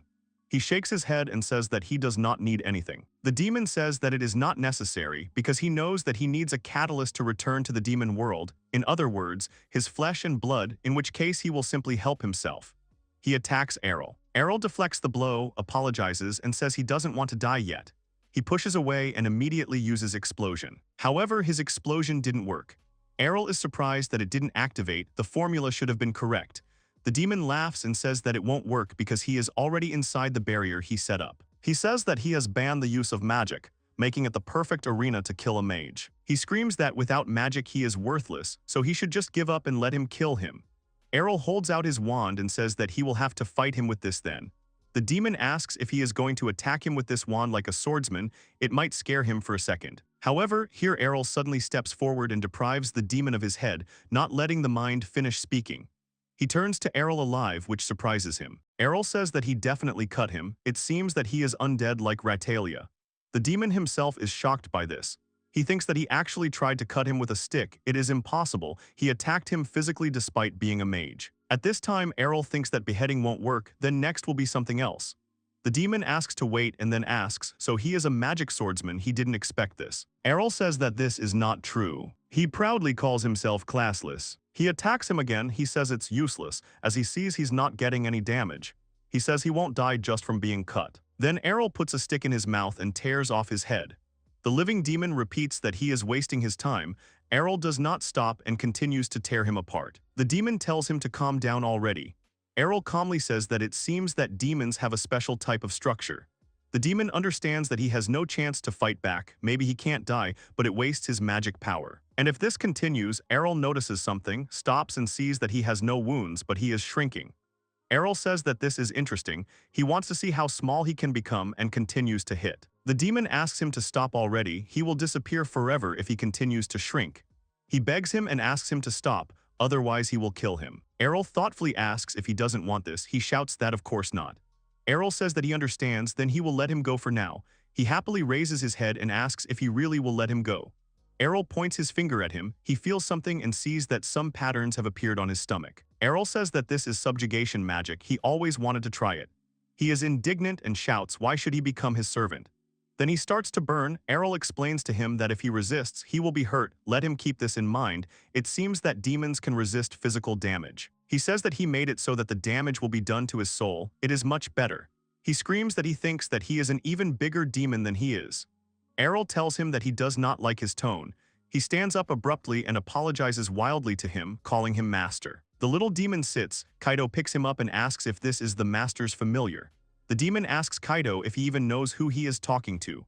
Kaido flicks him. Kyufa tells Kaido not to do that to Arela's pet. Kyufa rubs the ears of his indignant pet. Colette takes the demon, hands it to Arel and asks for forgiveness for the two. Arel says it's okay because he won't die from it. They address the demon as Maddie and ask if he can buy him bread in the cafeteria. He shouts that his name is Mastema and he doesn't do errands. His soul begins to ache, after which he obeys his master. He tells himself to be calm, soon he will be free. He flies. He was just thinking about killing him in his sleep, but he did not sleep all night. He does not understand who he is at all. In the building, at the round table, the director of the Red Academy, Ridra Akemen, says that it seems like everyone is gathered. Blue Academy Principal Aelin tells him to calm down, because everyone can see it. Green, the principal of Green Academy, tells them both to stop. He says that they all need to work hard to resolve the situation in a way that is best for the academies and the city. The headmaster of the Yellow Academy, Yellow Akirsh, thinks it's wonderful that the young ones are so excited. White Alshirn says that maybe he should act his age then. She asks if he thought she wouldn't realize that he was trying to belittle her student. While everyone is arguing, one person barely speaks and suggests that they hurry up and start because her research is failing on schedule. It is the director of the Black Academy, Blessing Rakuro. Then the mayor comes and says that's right, there's not enough time, so he suggests moving on to today's topic. He says that he'll first give everyone some documents. Here they can see the cash distribution rate. He says that the budget, or in other words, the costs of running the academies are made up of taxes and donations from residents. Accordingly, the expenses available to them depend on how much they help this city. They see and smile because they have grown. The mayor asks if anyone has any comments. Everyone says they have no comments, but then Bloggy shouts that it is impossible. Bloggy stands up and asks why and from what their expenses have decreased by 40%. The mayor says he still thinks it's too much. He explains that the teachers and students at the Black Academy have almost no impact on the city, and if you go deeper, they barely do a tenth of what the other academies do. Blaghai says with a trembling voice that it is impossible. With such a budget he will not be able to continue his research. Ridra then asks to be allowed to ask what kind of research he is working on. Is it crazy magic with a budget? White asks if black magic is not banned in some countries. She says maybe they should follow suit. Bloggy asks if she means to say that black magic should be banned. The mayor coughs. He says that for now they don't plan to change their minds on this matter. White chuckles, hinting that it's only for now. The mayor adds that it's only temporary. He asks if they'll be okay with that. The rest will be decided at the Great Six Tournament, the tournament of the 6 great magic academies. Everyone says that there are no objections and leaves, saying that it is time to go back and they have already finished. Only the blessings remain. Blaghai looks up at the mayor, who says that nothing will change even if he keeps staring at him like that. He says that they are more than willing to change the budget again, but they will have to show their results at the Great Six Tournament. The mayor explains that the Great Six Tournament is a tournament where the academies show off their highest magic. It is the largest event in their city, attracting a large number of visitors. If his academy can take the winner's place, it will be a great boost to tourism, and they might even increase the budget to last year's levels. Bloggy stays in despair and thinks that if he wins, he will get the same. Their leadership is already falling apart. At this rate, the Black Academy will close forever. He doesn't understand why they are treated like that. Kaito addresses the demon, calling him Maddie, who indignantly repeats that he is Mastema and asks him to stop calling him that. Kaito eats the bun and tells him that it is not the bread he asked for. He yells at him to shut up and eat what he was given. The demon says with offense that he brought 4 pieces especially for them, so they should thank him. Suddenly, Blaghai knocks the demon away, causing it to fly away. Kaito says that they aren't even looking where they're going. Kyufa says that they're just muttering something under their breath. Arel says that there are a lot of weird senpais in the academy. The demon sighs and asks if he really thinks he should talk about that. The demon thinks about the blessings. which just sounded like he was monotonously repeating about black magic. He senses panic, anger, and disappointment in them, and he wonders what will happen if he lets them use magic. He's sure it will be quite a show. Blag reads the book, finds something, and says that he can handle this magic formula. He is sure that they will all regret laughing at black magic. He will show them its true power. People decorate different things. Arel sees and says what preparation is there. It seems like the festival is quite popular. The three are surprised by his reaction. Kufa says that the festival is more than just popular. There is no one who doesn't know about it. He tells her that he doesn't know. She says that's incredible, he should have guessed. Seeing how everyone is preparing, especially about the teacher with the golems, didn't he ask him during lunch? Mastema says he's never seen him talk about anything other than golems. Arel says he's always the same. Kufa says she doesn't even want to know what it's like to work with him. Kaido turns to Arel and asks if he doesn't know about the Big Six. He says he does. It's a magical battle between academies. He yells that it's the main part of the festival. Kaido asks him if he's going to participate. He says he was told to participate in the rookie battle. He yells that he knew it. Kaido says he can't wait to see the master's red magic. Kufa says he should use blue magic for the most success. They argue, and suddenly Coletta yells that no, flying magic is very popular in the neighboring villages, and people want to see the winner of the summer race in action. Now the three of them argue. Arel says that there is no need to choose one. He can participate in all of them. The demon tells him that this is a battle of academies. Which one will he participate for? Arel replies that he was told to meet with the directors of the academies, so he thinks that's what they will tell him. The demon asks, the festival starts tomorrow, isn't the rookie fight on the very first day a bit weak, considering it's the main event of the day? Arel asks Mastema if he is really waiting for him like that. He shouts that he doesn't care at all, a demon who cares about some human festival. The action moves to a small hut. Inside, a light is on. At this time, Blag draws a magic circle on the ground. He finishes and says that finally it is finished. He stands up and says that with this, he can show these fools the greatness of black magic. He stretches out his hand and summons a magical beast from the demon world. The monster appears. Blaghai says with pleasure that it worked. He says that he is the strongest magical beast. Suddenly the monster grabs him. He panics and tells him to stop because he is his creator. He keeps shouting to let him go because he didn't give the order. The candle falls. After a while, the door opens from the room. At this time, everyone gathers on the street, including the directors. One says that there is someone missing. He must have run away because he has no chance of winning. White says that it seems that the Black Academy will soon be expelled. The director of Green Magic says that he thinks it's time to invite the participants of the first fight. He says that this way they will finally be able to show their creations. He says that this year the Red Academy will start everything with a bang and take everything. Then the woman says that she is sorry to say this. The headmaster of the Blue Academy assures that her academy will win. The old man says that he has high hopes for their candidate from the Green Academy. The other old man agrees. The headmaster of the Yellow Academy says that, after all, his candidate is stronger than most of the second years. White says that the fighter she chose has never lost in his career. The director of the Red Academy says that means all the academies are confident, so that sounds great. Arel approaches them and says that he seems to have been called. Unexpectedly, all the directors simultaneously introduce him as the representative of their academy. Arel looks at them questioningly. The director of the Red Academy says that he is actually a student of his academy. He says that he passed the transfer exam as soon as he showed up. The woman says that's weird, but he did the same thing at the Blue Academy. He won a fight against one of the teachers. The old man says he is a student of the Green Academy. He won the summer race. The other says he belongs to the Yellows. He joined their research lab and worked on his own golem. White says he is a powerful white magic user and was able to reach the very end of the undead dungeon. Silence falls. They begin to understand that at that time he studied at all 6 academies and showed inimitable results everywhere. They shout that this is impossible, that this cannot happen. Suddenly something explodes behind them. They don't understand what just happened. Smoke envelops the entire area. Here Diona stands and shouts to everyone that there is an emergency. She shouts that a giant monster has appeared on the airfield.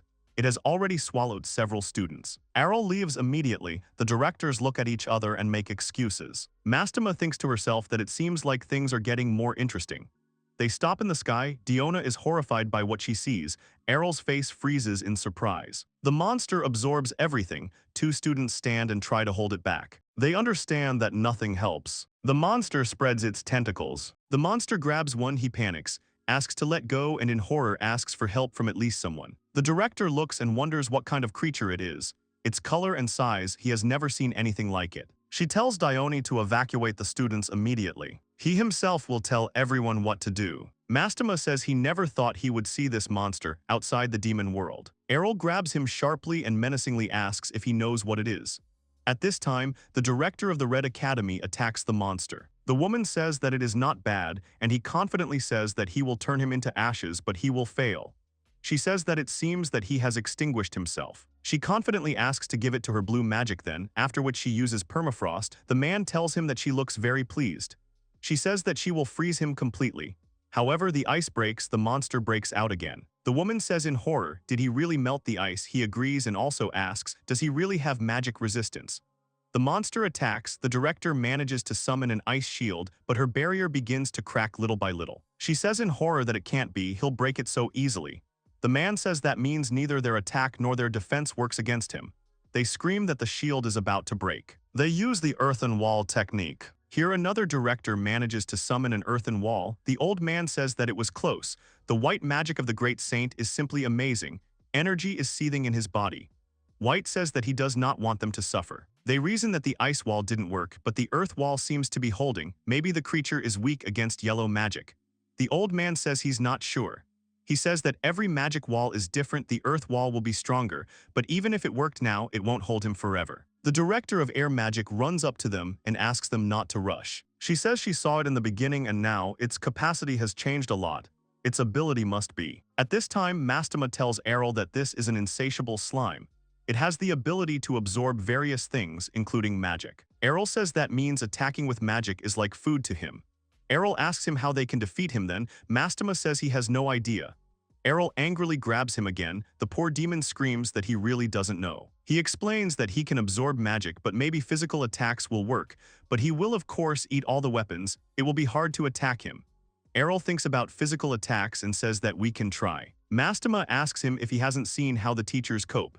He says that they are all trying to protect themselves from him, and their only weapons are their funny sticks. The monster pulls them towards him. Arel asks Maddie if he has forgotten. He cuts the monster's tentacles and says that he has a sword. Mastema says that this is an insatiable slime. It has the ability to absorb various things, including magic. Arel immediately thinks that if magical attacks do not work, then physical attacks are appropriate here. He feels for his belt and realizes that he has left the Jam's sword behind. Looks like he will have to go back for it. However, he sees the whole situation and decides that he needs to keep the situation under control. And then everything glows from his hands again. Mastema gets scared. He doesn't understand and asks him what he's doing. Arel answers that he's using alchemy to create a new sword. He says he realized that this slime would need a good sword. Mastema says thoughtfully that he was mistaken. He says indignantly that it means he only needed to use his wand to deal with it. After all, he is a nobleman in the demon world. Arel creates a sword, examines it, and says that it is perfect. Suddenly he hears someone screaming and turns around. The directors barely stand in front of the monster. Its tentacles have captured them. Then Arel suddenly flies in and cuts these tentacles, freeing the directors. Arel sees and immediately thinks that he cut him, which means physical attacks work. He looks at his sword, concludes that it wasn't eaten, so that's great. Then the directors don't understand why he's holding a sword at all. He's not a swordsman. Who the hell is he anyway? Arel says that it would be better if they quickly get out of here, because this thing is attacking again now. The man helps the woman up and asks if she is okay. Arel sees how the tentacles start to move around. He realizes that the severed tentacles can still move, moreover, they are moving towards the body. Arel realizes that he can regenerate, meaning he will return to full form, even with his tentacles cut off. Then the monster suddenly attacks him. Arel deftly dodges the blows and then decides that if he pierces his body. The directors are surprised by what kind of movements these are, even they can't follow him. Then one says that he used strengthening magic on himself. White says that these movements are inhuman. Strengthening magic is not that strong.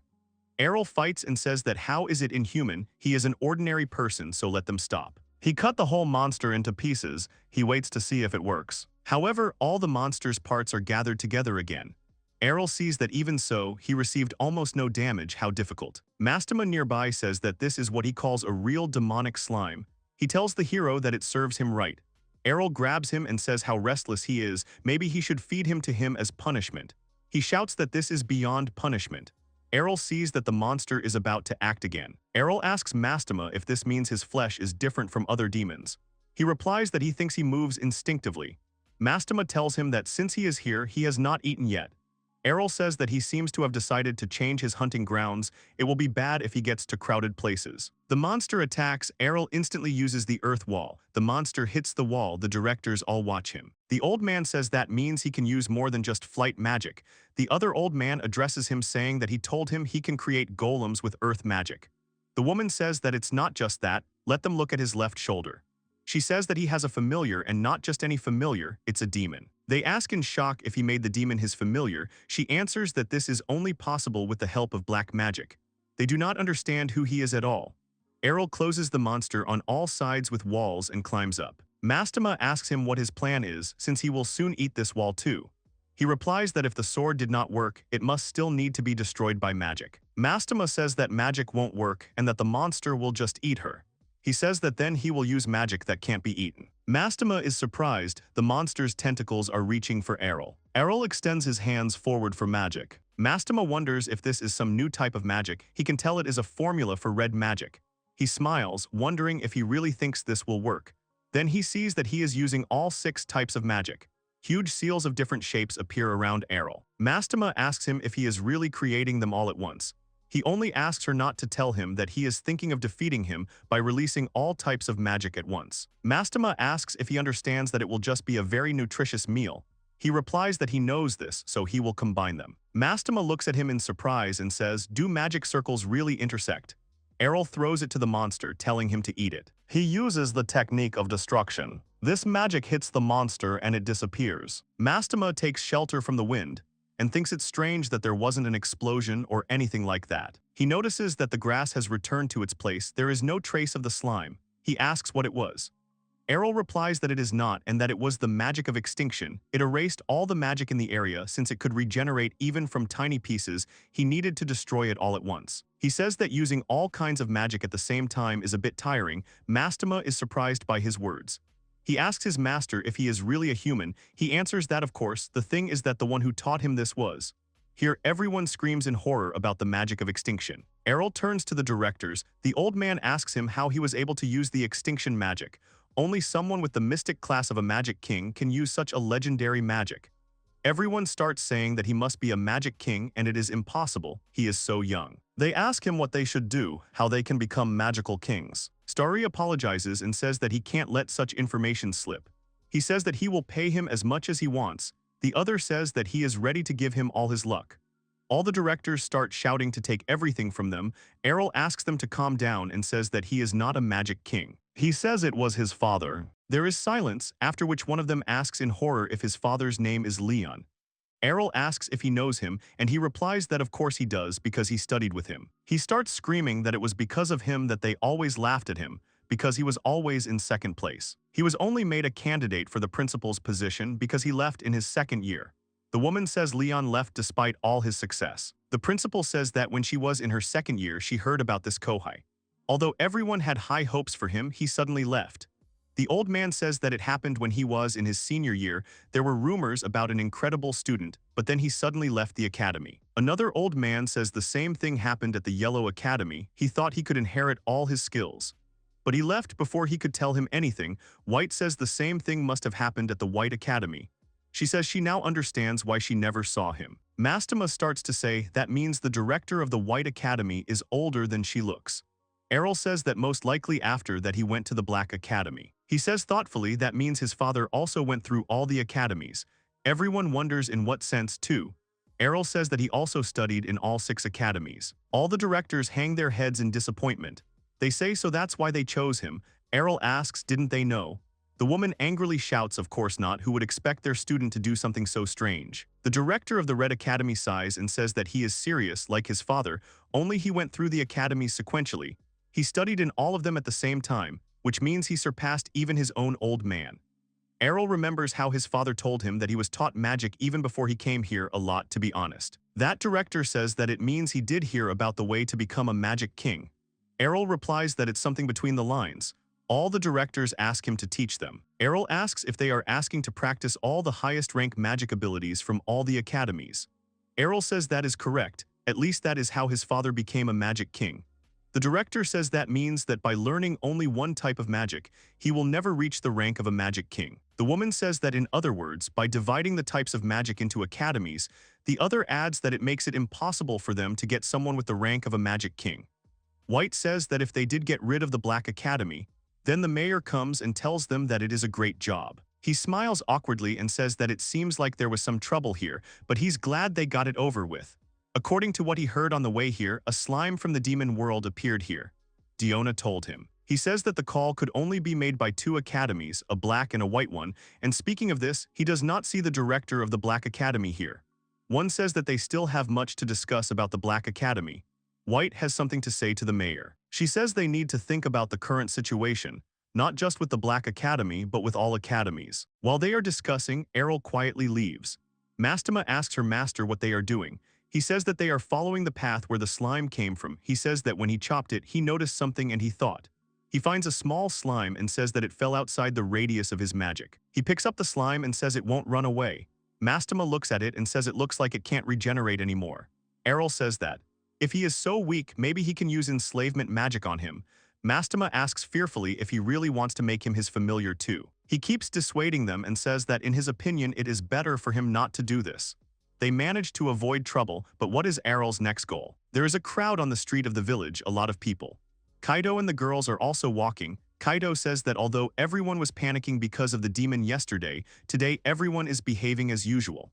Kyufa explains to him that it happened quite far from the center, there were only a tiny part of the people there. A listless Colette follows behind and agrees with them, saying that the residents were not in danger.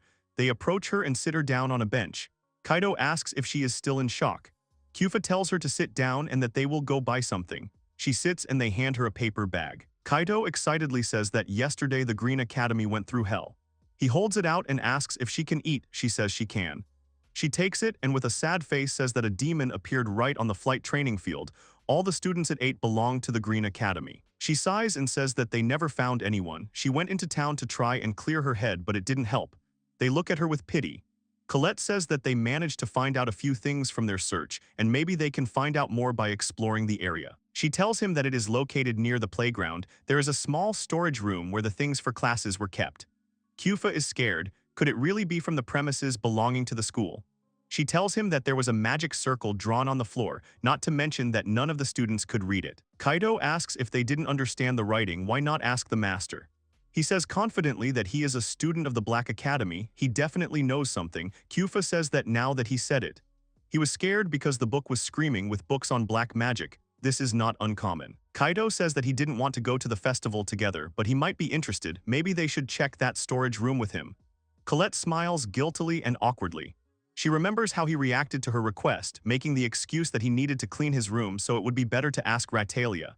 He refused her. Kaido thoughtfully asks if the gentleman was always so neat. He thought that this might interest him. Kyufa suggests that maybe he has some other business. She remembers something and guesses what it is. At this time, Arel is sitting in the room with a bunch of documents. Next to him, a small slime is eating all sorts of papers. Arel names him Rururu and says that, as he thought, he is really useful with cleaning. Arel pets the slime and says he's a good boy. The slime reacts very sweetly. Arel says that even though he and Mastema are both pets, Rururu in his opinion is much more useful. Mastema is indignant to himself. Who else is a pet here, calling him bad words? Arel reads it and asks him if he really just said that. He panics and says what he is thinking. Arel says nothing and burns him. Arel sits and says that Rururu has grown again, no wonder. After all, he eats so much, although it is convenient, it is quite problematic if you leave him alone. He says that there is nothing to be done, you will have to use extinction magic to burn half of him.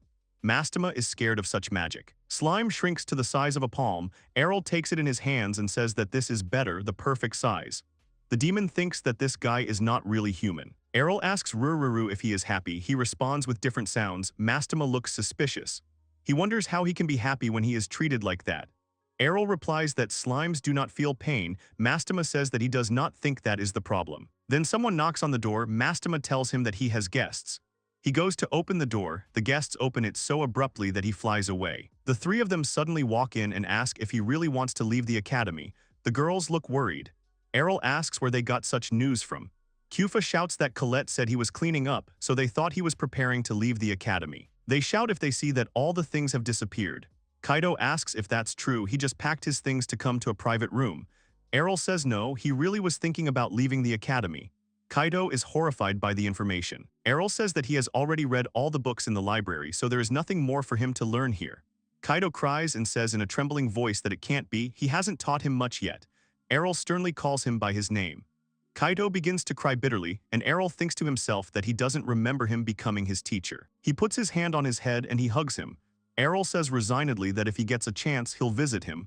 Kaido shouts that it's better that way. He says that first he will return to his family. They were probably worried about his sudden disappearance. After that, he thinks of visiting the Demon City. Colette asks about the Demon City. Kyufa says the name is creepy. Kaido asks if this isn't the city in the center of the world where all the demons are gathered. Kyufa asks him why he is there. He replies that he wants to become a monster trainer. Colette asks in surprise why him. He replies that he has been getting more and more of them lately and he needs to keep them under control. After hearing this, Kaido says that it means he has another one. He shows him the slime. They wonder if it's the same slime. The girls say how cute it is. Kaido is touched and says that it fits in his hand. Kyufa tells him that he thinks of disgusting things. Kaido says that if he only named it after him, he would remember him and spoil him every day. Arel says his name is Rururu. The girls admire him and say what a cute name he has. Kyufa holds the slime in his hand. Kyufa sighs and says sadly, if only yesterday's demon was so cute. Coletta agrees. Arel looks at them thoughtfully. Someone bangs their fist on the table. At the meeting, the evil mayor shouts that this is impossible. What are they talking about? They cannot allow such a skilled student to leave the city. He continues to shout that he managed to reach the mystic class in magic. They have to leave him here and ask him for knowledge. The director asks him to calm down. He tells the mayor that they have confirmed that he is not a magic king.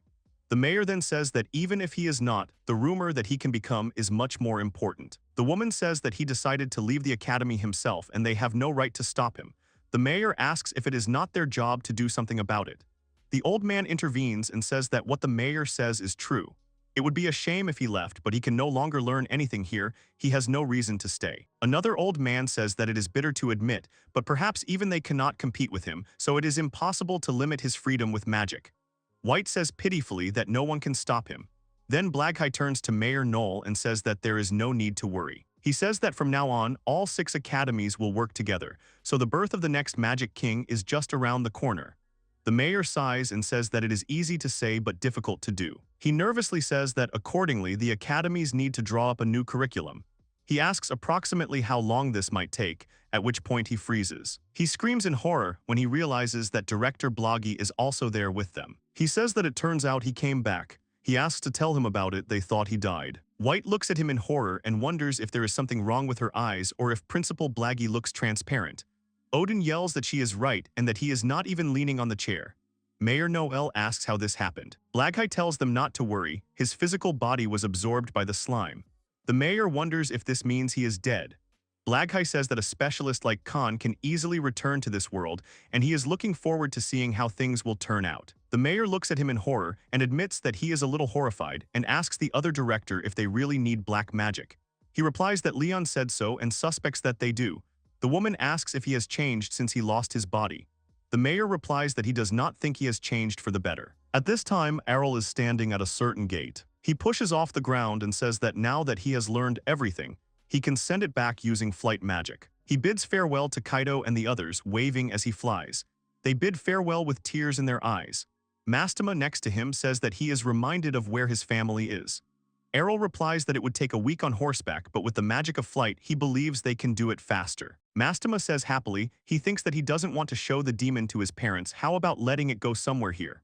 Arel says that his father is a magic king, so there is no need to worry. He asks about his mother, about his brothers or sisters. He answers that his mother is a princess of blades. Arel leaves the city of magicians and sends to new lands.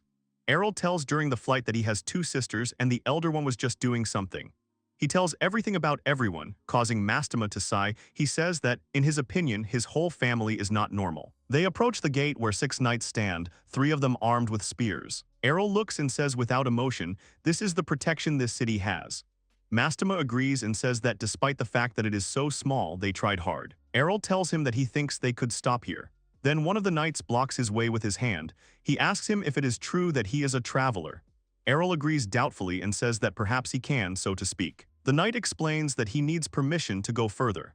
Arel replies that he understands and asks how he can get permission. Here the knight asks him to tell him his class. The knight points a spear at him and threatens him that if he does not answer him, he will not be able to go to the city. At the same time, any false statement will be considered a crime. Arel looks questioningly and is surprised that he suddenly asked about his class. He was never asked about this in other cities. Arel asks in surprise if it would be considered a crime for that. He sternly says that these are the rules they have here. Arel wonders if it is possible that this is to prevent dangerous individuals from entering the city. They seem to be passionate about protecting their city. Arel asks him if he can get permission with this. The knight tells him that Classless can neither enter nor leave through this gate, nor get permission either. Arel looks at him questioningly. The knight points his finger and tells him to head to that gate over there. Arel looks where the knight pointed and sees a huge line of ordinary people who want to get there. Mastema tells him right away that it will take a long time to stand in this line. Arel says that maybe they will be able to stay in another city. The knight turns away and says that this is not a bad idea, because this city, in his opinion, is not the best place for people like him. Arel doesn't react and goes to the line. Mastema asks him why he joined the line. Arel replies that the guard seemed serious when he warned him, so now he wonders what kind of city this is. The knight asks the next one to pass and immediately asks if he has a certificate with him. He hands it to him. The knight understands that he is classless.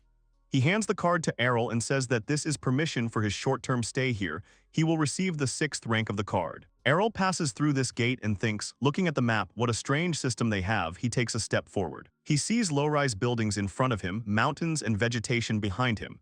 2 women are standing and talking.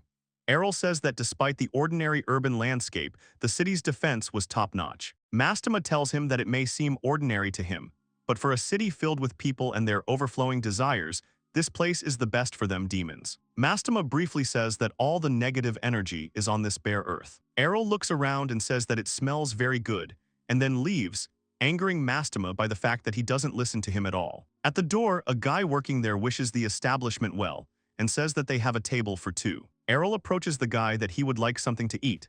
He smiles brightly, wishes him well and asks if he can see his card. He shows his card and asks if this is the one he wants to see. He immediately becomes gloomy and says that they serve people from the 3rd rank, so he should get out of here. Another man approaches, the waiter sees rank 2 and asks to be allowed to escort her. Arel watches them. Mastema laughs loudly and says it's like paying in advance, then suddenly stops talking as Arel squeezes him. He says they limit their choice of establishments based on their rank. He says that he thinks they will have to find an establishment that matches their rank. However, the woman angrily shouts, waving a ladle, that they only have 4th rank and above. Another one yells at him, saying that there is no food he would give to a rank 6. One bald guy yells that they are a high-class restaurant specializing in rank 2 and above. Arel keeps wandering around the street and says that there are many establishments here, but none of them sell food for the 6th rank. He starts to think that if there is no such thing here, he sees a sign and thinks that if this place refuses him, he will probably have to move to another city. He approaches the doors and thinks that it is somehow quiet here. Maybe they are not working. He opens the door, walks in and sees some guy in an apron sitting tiredly behind the bar. Arel thinks he is sleeping. He doesn't understand if this isn't just a regular diner. Here the man wakes up and looks at him with sleepy eyes. He apologizes to him, yawns and asks him to come in. Arel immediately tells him that he is rank 6. The man looks at him in surprise. Arel asks him hopefully if he can get a bite to eat here. The man says he can and asks him to sit down somewhere. Arel sits down with relief and thinks that they have finally found food. The man holds out a plate with 2 cabbage rolls and says that this is the dish of the day. Arel takes the cutlery and thinks it is minced meat wrapped in green vegetables and carefully boiled. He cuts off a piece, puts it in his mouth and says with admiration how delicious it is. He thinks he should tell his mother and the others about it. The man thanks him and tells him to eat and not to hurry. The man says he is confident in what he is cooking, but he can see the state of affairs himself. Arel asks him how this is possible because the food here is very tasty. He says that he means that he lets in here from rank 6. Arel looks questioningly at the owner. He asks him to confirm that he is not a local. He sits down next to him and says that it must have been hard to find his place. The man agrees and says that no one ever let him into other places. The man says that he must have figured it out by now. This city divides people from rank 1 to 6. The lower his rank, the more they discriminate against him. At this time, Arel thinks that cases of discrimination based on class are not uncommon, as was the case in his hometown. Everyone was hooting, pointing, saying what a pity it was that he was classless. Arel says that this is the first time he has seen such an attitude in the entire city. The man explains that this city is like heaven for people with high ranks, and for everyone else it is hell, as if they were all servants. The man sighs and says that the low ranks here are not even treated as people, as if he is some kind of mistake. Mastema starts laughing out loud. Arel squeezes him angrily. Arel asks the man why he serves the 6th ranks here. If he refused them, he would get more customers. The man clenches his teeth. He says awkwardly and regretfully that his daughter is of the 6th rank just like him. He begins to tell that she is a very talented and kind girl. Until she was 10 years old, she was very popular among the residents of their area and townspeople. But then, after receiving the blessing, she became classless, and everyone began to treat her differently. Everyone said that they would not play with her anymore, that she should not come near them, and called her cursed. As they grew older, their attitude towards her did not change at all. The man says with sadness that he wants to save his daughter, but all he can do is offer food to the 6 ranks. He says that nevertheless he has hope. Arel asks him about this hope with this interest. The man asks him if he knows about Japan. He replies that he doesn't know and that it's the first time he's heard about it. He says that this country appeared several years ago, but it is like a colonial empire, gradually gathering more and more countries under its wing. He says that they are treated normally there, regardless of his class. If anything, they are ready to protect him. Mastema thinks that this explains the guard's behavior. It turns out that in order to cordon off the city from the inside. He says that he heard a rumor that Japan is targeting this city. He would really like them to do it right now. The man remembers something, gets up and looks out the window. He says it reminds him that it's time for her to come home. Arel asks if he is talking about his daughter. He replies that he asked her to go shopping in the square. He says there are only a few shops where 6th ranks can shop. Usually she returns without incident. Arel asks why not look for her. He says he would like to explore the square and the steel part of the city. He asks so he can join them. The man says he doesn't mind. They go out and see many people at the market stall. He says that she must be here somewhere. Suddenly they hear a voice that says several times that she is very sorry. The man recognizes it as the voice of Miria, his daughter. They see their daughter kneeling before a man and asking him to forgive her, and he stands there arrogantly and is content with this. The man with the whip tells her that this won't do. He needs to teach her a lesson for the future to be sure. The father calls Emphyria and protects her by covering her with his body. He asks him what he plans to do with his daughter. He sighs and says that he is the girl's father. He points and asks to look at his legs. The man looks. This aristocrat says that she stepped on the shoes he just bought, and it turns out that she is actually a 6th rank. Being stepped on as a 2nd rank person is humiliating. Miria says with a trembling voice that he is wrong. She did not step on his shoes, he just suddenly appeared in front of her. The man asks so she wants to say that it is his fault, despite her low 6th rank. The man asks to forgive his daughter. He raises his whip and says he can't, and that he must teach her what happens when a 6th rank disrespects a 2nd rank. The man hugs his daughter tightly, and the crowd watches in surprise. The blow is easily stopped by Arel. Everyone is surprised how he stopped him. The man yanks the whip in anger, but Arel does not let go of it. He thinks to himself that he grabbed his whip. He moved in a split second and stopped his attack. Arel yanks and takes the whip from the man. He says that he said he would teach him what happens when a rank 6 disrespects a rank 2. He gets scared and asks what's wrong with him. Arel says he is classless, essentially rank 6. He breaks his whip. He approaches the man and asks him to teach him by example. Then he punches him right in the face. Blood gushes from the man's nose and flies away from him a decent distance. Arel asks what will happen if he hits a rank 2 in the face so hard that his nose bleeds like a fountain. Everyone looks at him in surprise. Arel comes to the bench where the man fell. He sees that he has lost consciousness and tells him to wake up. Mastema tells Arel that his divine protection has been destroyed, so he will definitely kill him. Arel says that he was holding back when he hit him.